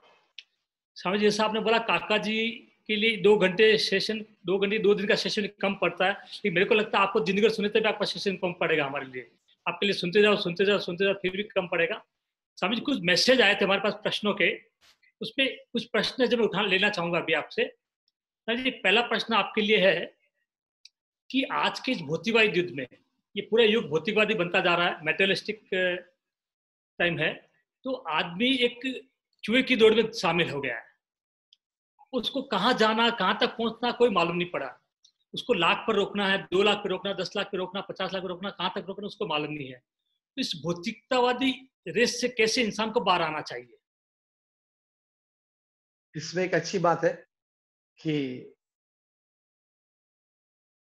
if you get involved in the rat race, even if you win the race, you are still a rat. Then तो हम इसके लिए एक अच्छी फॉर्मूला सिखाते हैं। तो आप 24 घंटे हैं आपके पास, 8+8+8 की सिस्टम रखते हैं। 8 घंटा अच्छी तरह से प्रामाणिकता से, नैतिकता से आपको काम करना है। दूसरे 8 घंटे अच्छी तरह से नींद लेनी है या आराम करना है, और तीसरे 8 घंटे अगत्य हैं। 8 hours आर वेरी इंपॉर्टेंट। उसमें हम लोग 3F, 3H और 3S सिखाते हैं। 3F है फैमिली, फ्रेंड्स और फेथ। 3H है हेल्थ, हाइजीन और हॉबी। और 3S है सोल, सर्विस एंड स्माइल। तो ये 9 डिपार्टमेंट में आपके तीसरे 8 घंटे फ्रैगमेंट्स में बीतने चाहिए। तो एक आप ये भौतिक बात में भी, एक कमर्शियल रेस में भी, रेट रेस में भी रहते हुए आप अपने जीवन में स्थिरता और बैलेंस रख सकते हैं। Thank you. स्वामी जी, एक प्रश्न और है कि आज एक इंसान को अच्छा गाड़ी, अच्छा घर, अच्छा बंगला मिल जाए तो ठीक है, लेकिन क्वेश्चन ये आता है कि जब अगर मैं मेरे बच्चे के लिए घर बंगला सब कुछ बना के दे दिया तो एकदम कंफर्ट जोन में आ जाएंगे, और अगर मैं नहीं बना के देता हूँ तो बोलते माँ बाप हमारे लिए कुछ नहीं किया। तो ये कसम कस ऐसी चलती कि आदमी कुछ करना चाहे तो बच्चे खराब हो जाते हैं, बिगड़ जाते हैं, और कुछ करना नहीं चाहे तो बच्चे माँ बाप को नकारा समझते हैं। इससे कैसे बाहर आना चाहिए? बहुत अच्छा प्रश्न आपने रतन जी ये पूछा है। ये समस्या कई परिवारों में है, और प्रत्यक्ष 1-2 बार कोई समस्या में हम भी परिवार के साथ बैठे थे और कुछ विमर्श किया था। तो उसमें सबसे पहली बात है कि बेसिक फैसिलिटीज तो आपको देनी ही है, और एजुकेशन भी आपको अच्छा देना है, लेकिन एक समझदारी भी साथ में जो माँ बाप को देनी चाहिए, परिवार के बुजुर्गों को, अगली पीढ़ी को देनी चाहिए, वो कम देते हैं। देखो, हम आपको बेसिक फैसिलिटीज अच्छी तरह से देंगे, थोड़ी अगर व्यवस्था घर में है फिनेंशियली तो थोड़ी लग्जरियस व्यवस्था भी देंगे, आपको अच्छी पढ़ाई भी करवाएंगे। अगर आपकी इच्छा है तो कुछ अच्छे 1-2 कोर्सेज प्रदेश जाके करने, और आपके पास कुछ आर्थिक व्यवस्था है तो वो भी करवा देंगे। लेकिन आपको अपने जीवन में पुरुषार्थ करके आगे आना है। पुरुषार्थ की भावना, पुरुषार्थ का कर्तव्य आपके बच्चों के मन में से मिट जाए, उनकी जीवन शैली न बने पुरुषार्थ, इस प्रकार की कोई बात उनको कहनी नहीं है, उस प्रकार की कोई व्यवस्था उनके लिए करनी। जैसे आप अपने अपने उदाहरण से कह सकते हो माँ बाप की, देखो हम हमारे लिए कि कोई, हमारे माता पिता ने इतना कोई छोड़ के नहीं रखा था, लेकिन हम पुरुषार्थ से आ गए, मेहनत से आ गए, तो आपको भी ये पुरुषार्थ करना है। तो ये ज्ञान, ये समझदारी आपके अपने बच्चों को देनी है कि आपके लिए सब व्यवस्था करेंगे, लेकिन आपको बचपन से मतलब पुरुषार्थी बनना है। और शायद आपको जान के ताज्जुब होगा कि अमेरिका में एक बिलियनर्स क्लब है। वो बिलियनर्स क्लब का ये एक वहां पे उसके चार्टर में जब आप मेंबर बनने जाते हो, मेंबरशिप फॉर्म भरते हो, तो चार्टर में एक बात लिखी है कि you will give only a few $1 million to your children. आपके पास तो बिलियंस है, लेकिन देंगे ताकि छोटा सा धंधा वो शुरू कर सके। उनको बिलियंस मत देना, ताकि अगर बिलियंस आपने दे दिया तो वो पूरा जीवन अय्याशी करेगा, पूरा जीवन बिगाड़ देगा, व्यसन पे चढ़ जाएगा, सब कुछ खो देगा। तो देखो, ये समझदारी है। तो ये 3 बात मैंने आपको कही इस उत्तर में। बेसिक फैसिलिटी आप देना, व्यवस्था है तो थोड़ी लग्जरियस फैसिलिटी भी देना, उनकी पढ़ाई के लिए चिंतित आप होकर उनको अच्छी पढ़ाई देना और उनको समझदारी ये सब देना कि जीवन में सब कुछ पुरुषार्थ से और सद्गुण से ही मिलते हैं। Thank you. धन्यवाद, धन्यवाद स्वामी, धन्यवाद स्वामी जी। एक मैसेज और है कि काफी बड़ी बड़ी कंपनियां जो बहुत प्रोफेशनल ढंग से काम करती है, लेकिन उतने प्रोफेशनल ढंग से डर्टी गेम भी खेलती है। आप समझ गए मैं क्या कहना चाहता हूँ कि डर्टी मतलब इतना, मैं किसी का नाम नहीं लेना चाहूंगा, लेकिन इतने डर्टी गेम खेल करके सबको बर्बाद कर देती है। लेकिन जब कंपनियां पीक पे होती है, एकदम ऊंचाई पे होती है, तब हर व्यक्ति, हर व्यापारी इससे जुड़ करके कुछ धंधा करना चाहता है, लेकिन वो जुड़ भी जाता है, लेकिन अंत में क्या होता है, वो नुकसान में चला जाता है। और कई बार तो ऐसा होता है कि जो डर्टी गेम खेला वो तो आराम से रहता है, लेकिन उसकी वजह से लोग सुसाइड कर लेते हैं, घर परिवार में इज्जत चली जाती है, पैसा चला जाता है, सब कुछ चला जाता है। अभी जस्ट एक मैसेज फोन आया था कि स्वामी जी को पूछिए कि आजकल लोग सुसाइड बहुत कर रहे हैं, उसमें एक वजह इसकी भी हो सकती है, कंपनी की हो सकती है, क्या हो सकती है, तो इसके ऊपर थोड़ा प्रकाश डाले कि हमको ऐसी कंपनियों के साथ क्या व्यवहार हम करें या कैसे व्यवहार करें, हमको समझ में नहीं आता है। स्वामी जी, एक ही शब्द में इस प्रश्न का उत्तर है और वो शब्द है नीतिमत्ता। आप अपने जीवन में, अपने व्यवसाय में कभी नीतिमत्ता छोड़ना मत। बड़ी कंपनी के साथ संबंध हुआ नहीं हुआ, बड़ी कंपनी के साथ धंधा हुआ नहीं हुआ, कुछ लाभ मिला नहीं मिला, लेकिन आप अपने जीवन में नीतिमत्ता, जिसको अंग्रेजी में मैनेजमेंट की भाषा में एथिक्स बोलते हैं, वो अपने जीवन में कभी मत छोड़ना।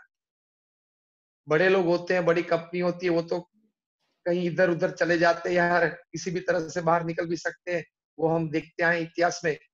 लेकिन वो छोटे हैं, वो कभी मर जाते हैं, वो भी देखते हैं।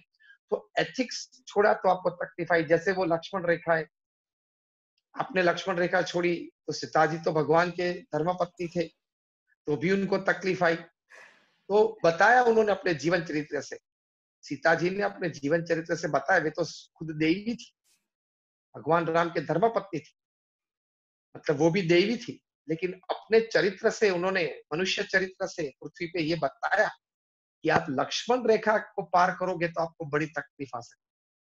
तो नीतिमत्ता, प्रामाणिकता, ethics and honesty is your Lakshman rekha. Don't transgress it.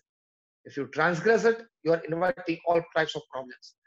जैसे एलएसी की बात अभी भारत और चीन के बीच चल रही है। एलएसी को पार किया, उन्होंने किया या हमने किया, तकलीफ आ सकती है। उन्होंने किया तो देखो कितनी बड़ी तकलीफ आ सकती है। तो इस तरफ एलएसी है, उस तरफ पाकिस्तान के साइड एलओसी है। तो आप पार करते हो तो you are inviting bullets from all sides. जैसे इलेक्ट्रिसिटी है, आप प्लग में उंगली डालोगे तो तकलीफ आएगी, प्लग में उंगली मत डालना, मर जाओगे। तो नीतिमत्ता से काम करो, थोड़ा कम काम हो, थोड़ा कम पैसा मिले, तो भी आपको सुख रहेगा, शांति रहेगी, संतोष रहेगा, निश्चित रहोगे, रात को नींद अच्छी आएगी, परिवार के साथ आनंद से जीवन बिताओगे। लेकिन नीतिमत्ता छोड़ी और पैसा कमाने की दौड़ में पहुंच गए तो ये सब कुछ जा सकता है एक दिन। सुख, शांति, आनंद, स्थिरता, संतोष, पारिवारिक आनंद, परिवार, घर, bank account, farm house, flat, ये सब कुछ चला जाता है एक ही रात में अगर कुछ तकलीफ आई तो ये ध्यान रखना। Thank you.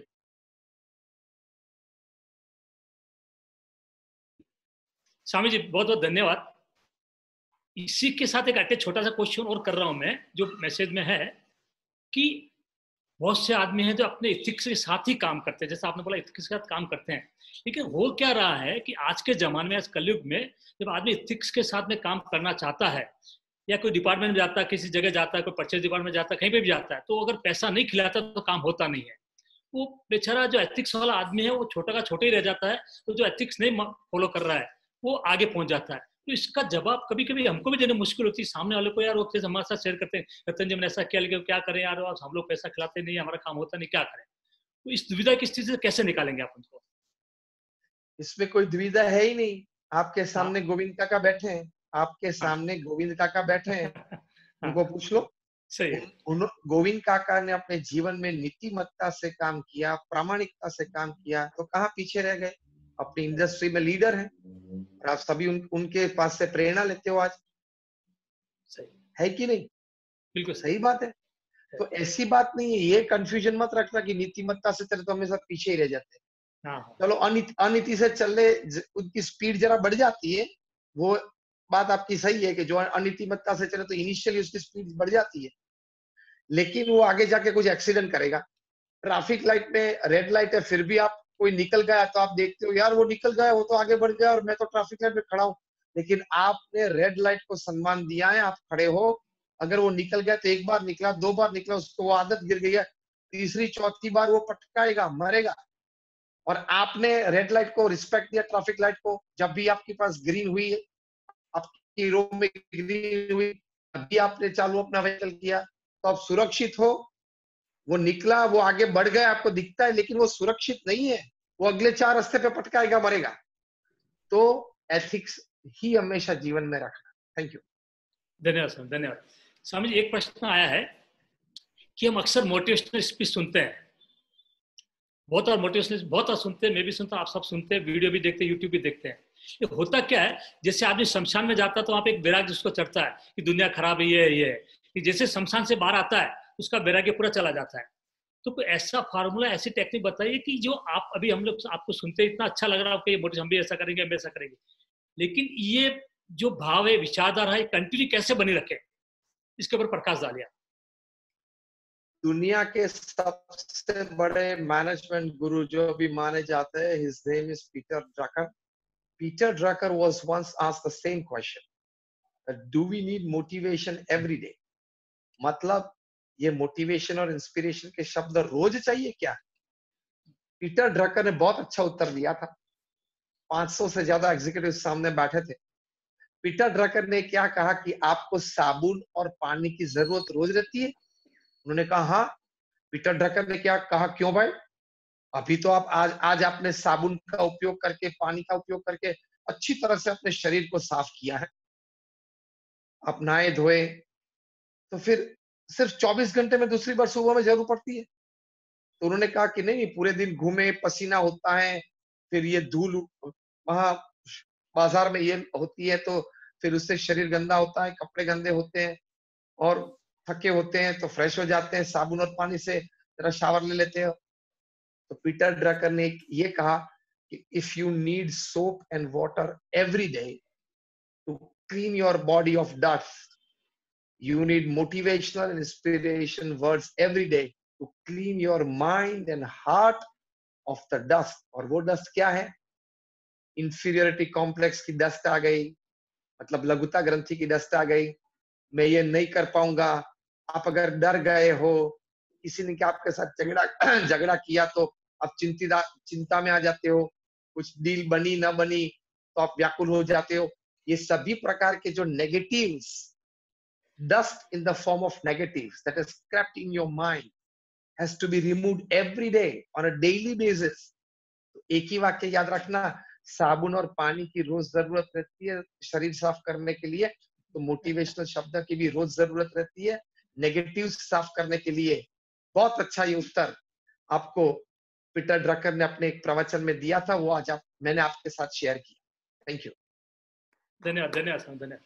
स्वामी जी, एक छोटा सा क्वेश्चन और है कि जब भी कोई प्राकृतिक आप, जैसे अभी कोविड-19 का आपद आ गई है, ऐसी आपदा जब भी आती है तो बहुत सारे इंसान टूट जाते हैं, लोअर क्लास बोलो, मिडिल क्लास बोलो, कई बार तो अपर क्लास भी टूट जाते हैं कि आखिर आगे क्या होता है, क्या होगा, एक डर सा छा जाता है। जैसे आज हम जैसे हम बेंगलोर शहर में हैं, काफी इंसान बारिश की वजह से आप जहाँ तक जुड़ नहीं पाए, बारिश की वजह से बाहर नहीं निकल पाए।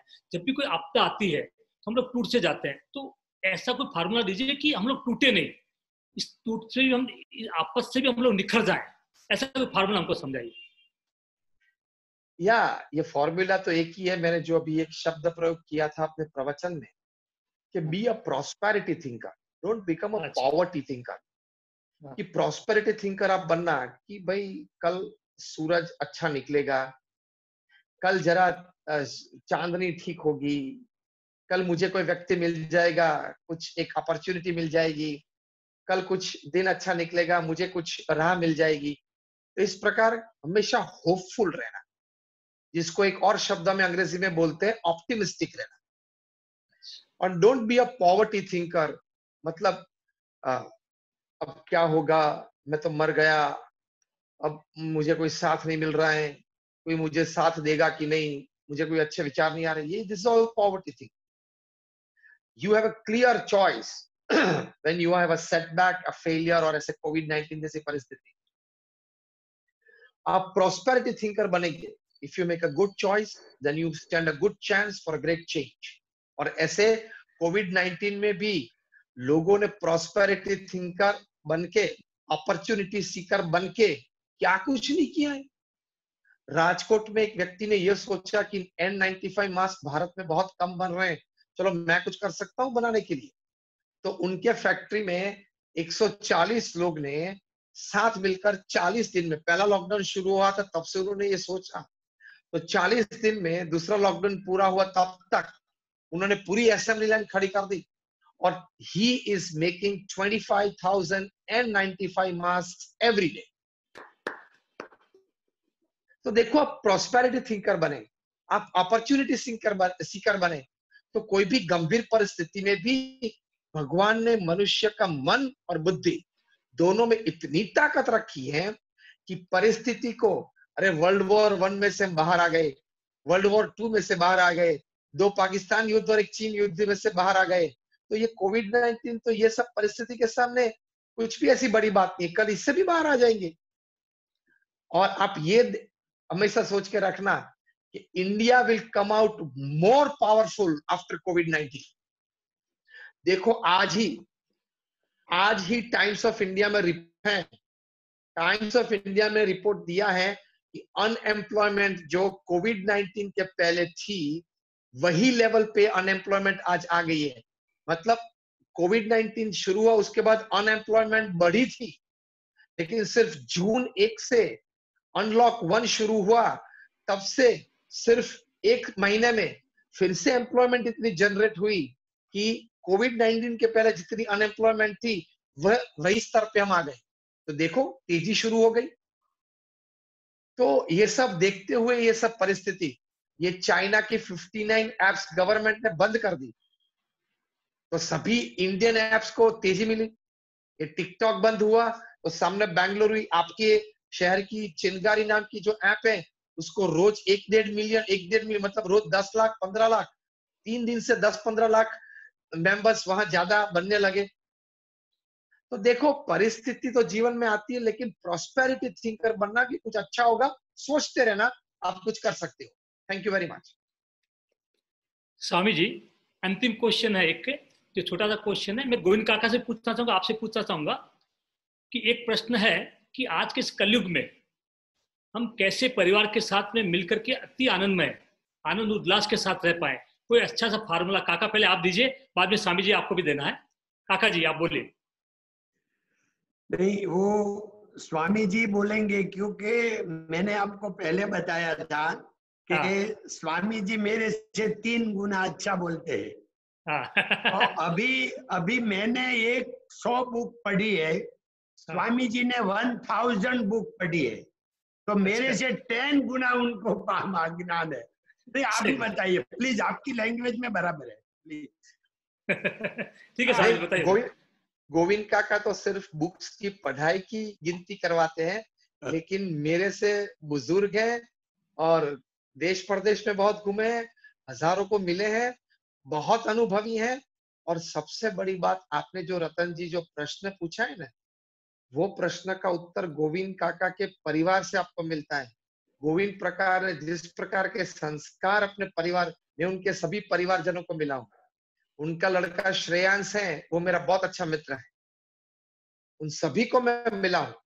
उनके साथ जो परिवार में नारोला फैमिली है, नारोला परिवार में भी सभी को मिला हूं। परिवार में एक भी लड़के को, एक भी व्यक्ति को व्यसन नहीं। गोविंद काका के परिवार में एक भी व्यक्ति को व्यसन नहीं है, एक भी व्यक्ति कोई वाइन नहीं पीता है, नॉनवेज नहीं खाता है।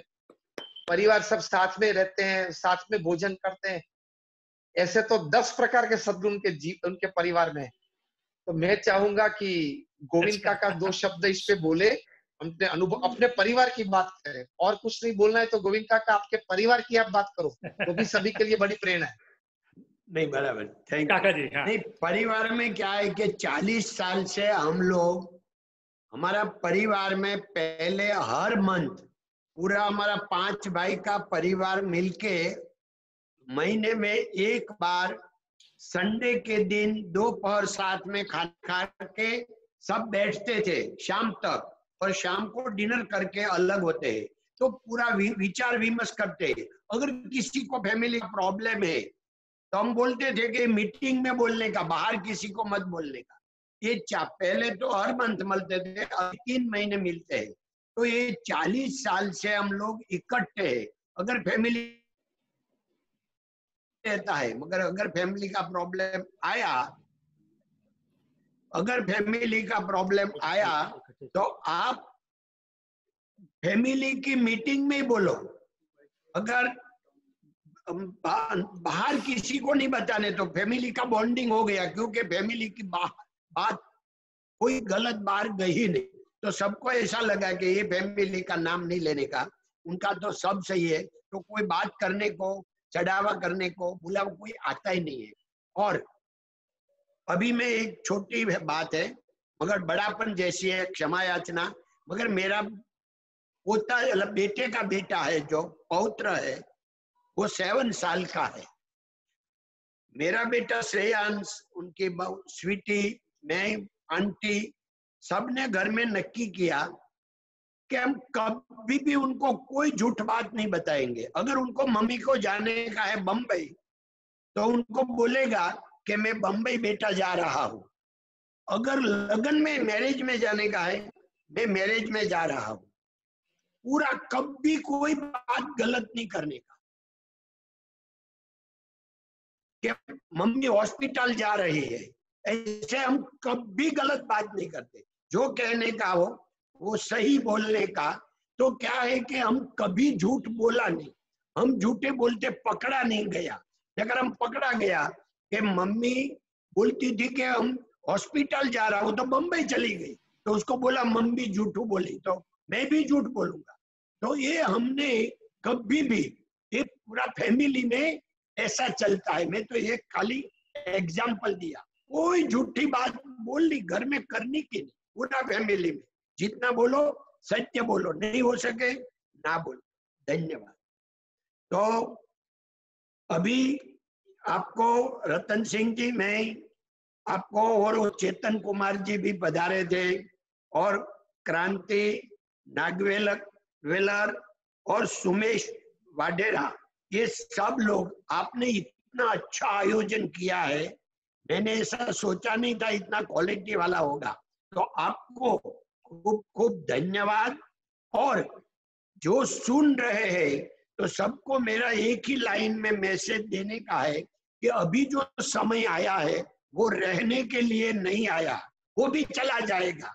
तो आप एकदम धीरज रखो, जो स्थिति आई उसको स्वीकार कर लो, और एकदम शांति से 2-4 महीना निकाल दो। 2021 का यर्स हमारा है। Good luck. बहुत बहुत धन्यवाद काका जी। स्वामी जी, आप कुछ बोलेंगे? स्वामी जी, बस एक छोटी सी 2 मिनट में ये बात करनी है, जो आपका प्रश्न था कि संस्कार हाँ जी, परिवार में किस प्रकार से दें। हाँ तो जी। हमारे गुरु हरि प्रमुख स्वामी महाराज, जिनका हम जन्म शताब्दी मना रहे हैं, और अगले साल 2021-30 साल में बहुत बड़ा उत्सव यहाँ अहमदाबाद में होगा। तो प्रमुख स्वामी महाराज का एक हृदय अमृत, उनके जीवन के अनुभव से पारिवारिक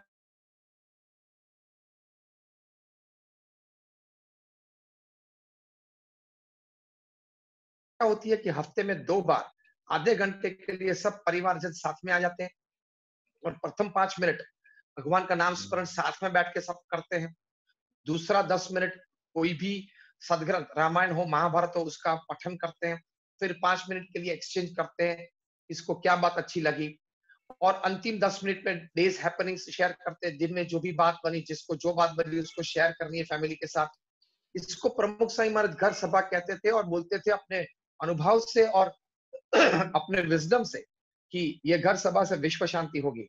और बीएपीएस में हजारों परिवार ये घर सभा नित्य करते हैं, तो उनके परिवार में ये बात बनी है। इस सास और बहू के बीच कुछ झगड़े थे, वो झगड़े मिट गए।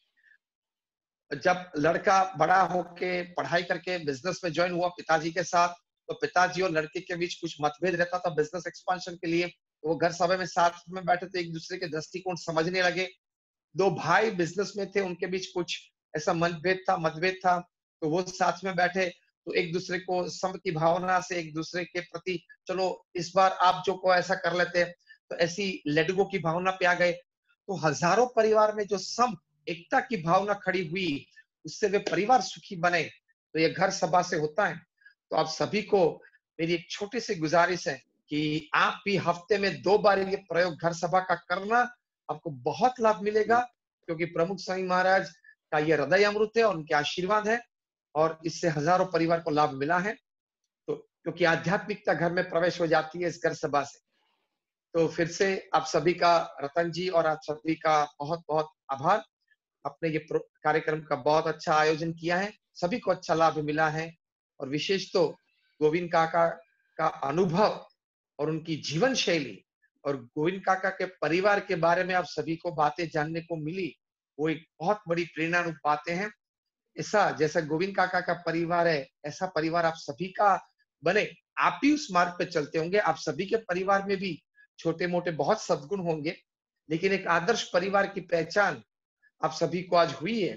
तो हम प्रार्थना करते हैं कि आप सभी के परिवार में ऐसा संप और अध्यात्म बना रहे, आप सभी व्यवसाय में भी तरक्की करते रहें।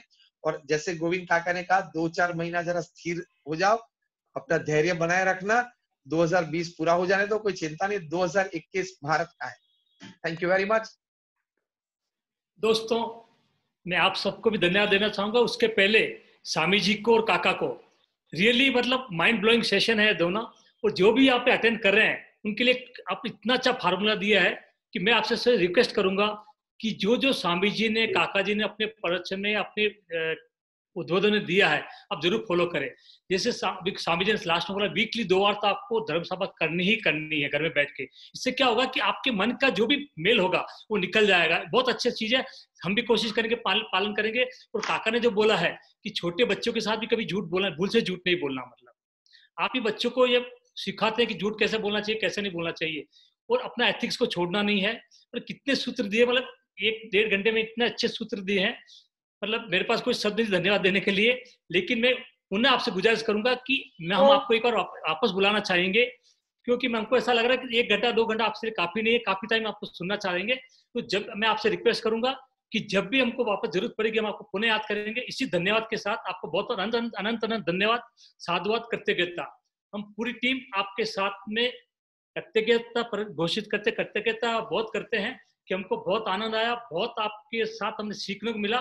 मेरे पास कोई शब्द नहीं पुनः आपके लिए बोलने के लिए। एक ही बात बोलूंगा, बहुत बहुत धन्यवाद, धन्यवाद, धन्यवाद, आभार करते हैं। प्रणाम स्वामी जी, प्रणाम, नमस्ते। प्रणाम गोविंद काका, प्रणाम। रतन जी, आपका बहुत बहुत धन्यवाद इस सेशन को इनिशिएटिव करने के लिए। प्रणाम सर, प्रणाम। आर्ट ऑफ ज्वेलरी को भी धन्यवाद, और केएनसी ग्रुप को भी बहुत बहुत धन्यवाद कि जिन्होंने इतना अच्छा प्रोग्राम ऑर्गेनाइज करने में हमको सहायता की है। तो आप सबका बहुत धन्यवाद। सभी श्रोत भरत जैन है ऑनलाइन? हाँ, भरत जी यही है। भरत, अच्छा,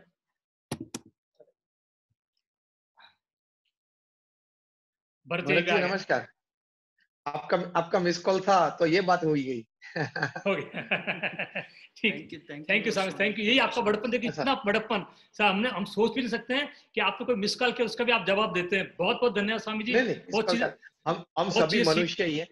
देखो, हम सभी मनुष्य हैं और 70-80 साल का ये जीवन है। कुछ लेके नहीं आए थे, कुछ लेके जाने वाले। सबके साथ प्रेम भाव से रहे, मित्र भाव से रहे, वो बड़ी बात। मेरी आंखें खुशी से भर रही है। मेरे पास आपके लिए कोई जवाब नहीं है। मैं बहुत कृतज्ञ हूँ आपका। मतलब आपके मुकाबले हम लोग 001% फिर भी आप इतना ध्यान रखते हैं। बहुत चीजें सीखने को मिली। पुनः आपको धन्यवाद। आप सभी का बहुत आभार है। सभी ने प्रेम से सुना, उन सभी का भी बहुत आभार है। मैंने के भांसाली का भी कुछ मैसेज पढ़ा था। के भांसाली है ऑनलाइन? ये भी हमारे अच्छे मित्र हैं। हाँ, बहुत मित्र हैं। वो आपको बहुत याद भी किए थे। हाँ, भांसाली साहब शायद ऑफलाइन चले गए हैं तो। हाँ, हाँ, कैमरा फोकस, आगे। हाँ, भांसाली कैसे हैं? स्वामी जी, आपके चरणों में कोटि वंदन। हाँ, मैंने बोला कि के बंसाली का मैसेज मैंने पढ़ा था, मतलब वो ऑनलाइन है तो उनको लाओ स्क्रीन पे। कई महीने से नहीं मिले थे। आपका आशीर्वाद तो सदा है, और मैं आपका हर प्रोग्राम देखता हूँ जब भी आपके प्रोग्राम जी। होते हैं। हाँ, आपकी सेहत अच्छी है, परिवार सब सेहत अच्छी है ना सर? एकदम बढ़िया, एकदम अच्छा है, एकदम बढ़िया है सर। बहुत और अच्छा है। आप कैसे हैं? एकदम बढ़िया। एकदम आनंद में है, बहुत अच्छा है। बहुत बहुत ही अच्छा प्रोग्राम था। और हमारे रतन जी तो साहब हमारे समधी जी भी लगते हैं, और बहुत ही अच्छी रतन रतन है। रतन ने रतन जी ने आज रतन जैसा काम किया। और ढोलकिया जी के परिवार के साथ तो मैं, इनके छोटे भाई और उनके साथ तो एक 15 दिन का साउथ अफ्रीका का टूर भी किया था मैंने साथ में, एक 2 साल के पहले। हाँ हाँ, बहुत हाँ, अच्छा। बहुत अच्छा लगा। स्वामी जी पुनः आपकी मानता साबित होती है। मतलब देखो आप कहाँ कहाँ ध्यान रखते हैं, मैसेज पे, चैटिंग पे, सब पे ध्यान रख रहे हैं और सबको याद कर रहे हैं। मतलब आदमी एक, ये मैंने अनुभव किया, आपसे जो आदमी एक बार मिलता है धन्य हो जाता है। नहीं मैं नहीं, वो पिछले तो मित्र भाव, मैंने बोला ना, सबके साथ मित्र भाव से आनंद से रहना है, और तो कुछ लेके तो जाना नहीं है, बिल्कुल सही, आनंद बिल्कुल से सही, रहते हैं। बिल्कुल सही। पुनः आपके प्रति बहुत बहुत कृतज्ञता, बहुत बहुत धन्यवाद, बहुत बहुत आभार। Thank you very much. Thank you prayers for sir, you. Thank you sir, thank you sir, thank you. Okay, take care, take care. बहुत कुछ सीखने को मिला स्वामी जी, प्रणाम। प्रणाम प्रणाम।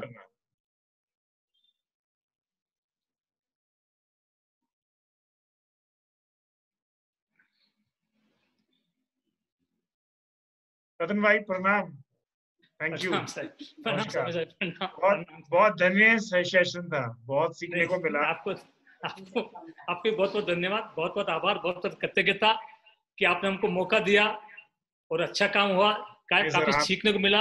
आप में बहुत ही छुपे हुए अच्छे गुण हैं जो आज हमें पता लगे, आपकी थिंकिंग, आपके वैल्यू सिस्टम्स। तो हम बात करेंगे आपसे बाद में। थैंक यू, बहुत बहुत धन्यवाद। मेरे थैंक मित्र को धन्यवाद, जो मेरे मित्र को, बहुत बहुत मित्रों ने मेरे को सलाह दी, इसमें पूरे प्रोग्राम को मेंटेन करने में, पूरे प्रोग्राम को सेटल करने में मेरे काफी मित्रों ने सहयोग दिया। स्पेशली जीतमल जी को, विजय भाई को, उनको मैं धन्यवाद देना चाहूंगा कि मेरे को काफी गाइडेंस किया। और सोमेश भाई आपने भी बहुत गाइडेंस किया, क्रांति जी ने, चेतन जी ने, सबने गाइडेंस किया। मैं सबके लिए कृतज्ञता ज्ञापित करता हूँ और आशा करता हूँ कि शीघ्र एक बड़े प्रोग्राम के साथ और वापस हम आएंगे। उसमें श्योर, गोविंद काका श्योर। को बुलाएंगे, स्वामी जी को बुलाएंगे, श्री श्री को बुलाएंगे, काफी लोगों को बुलाने की इच्छा है। कैसे देख के धन्यवाद साहब, थैंक धन्यवाद, यू, बहुत बहुत थैंक यू, धन्यवाद। धन्यवाद, धन्यवाद। आप सभी ऑफलाइन हो सकते हैं, भी आप सभी जी, ऑफलाइन हो सकते हैं, जो भी श्रोता आए हैं सभी से निवेदन करूंगा आप ऑफलाइन जा सकते हैं। मैं भी आज्ञा ले रहा हूँ आपसे।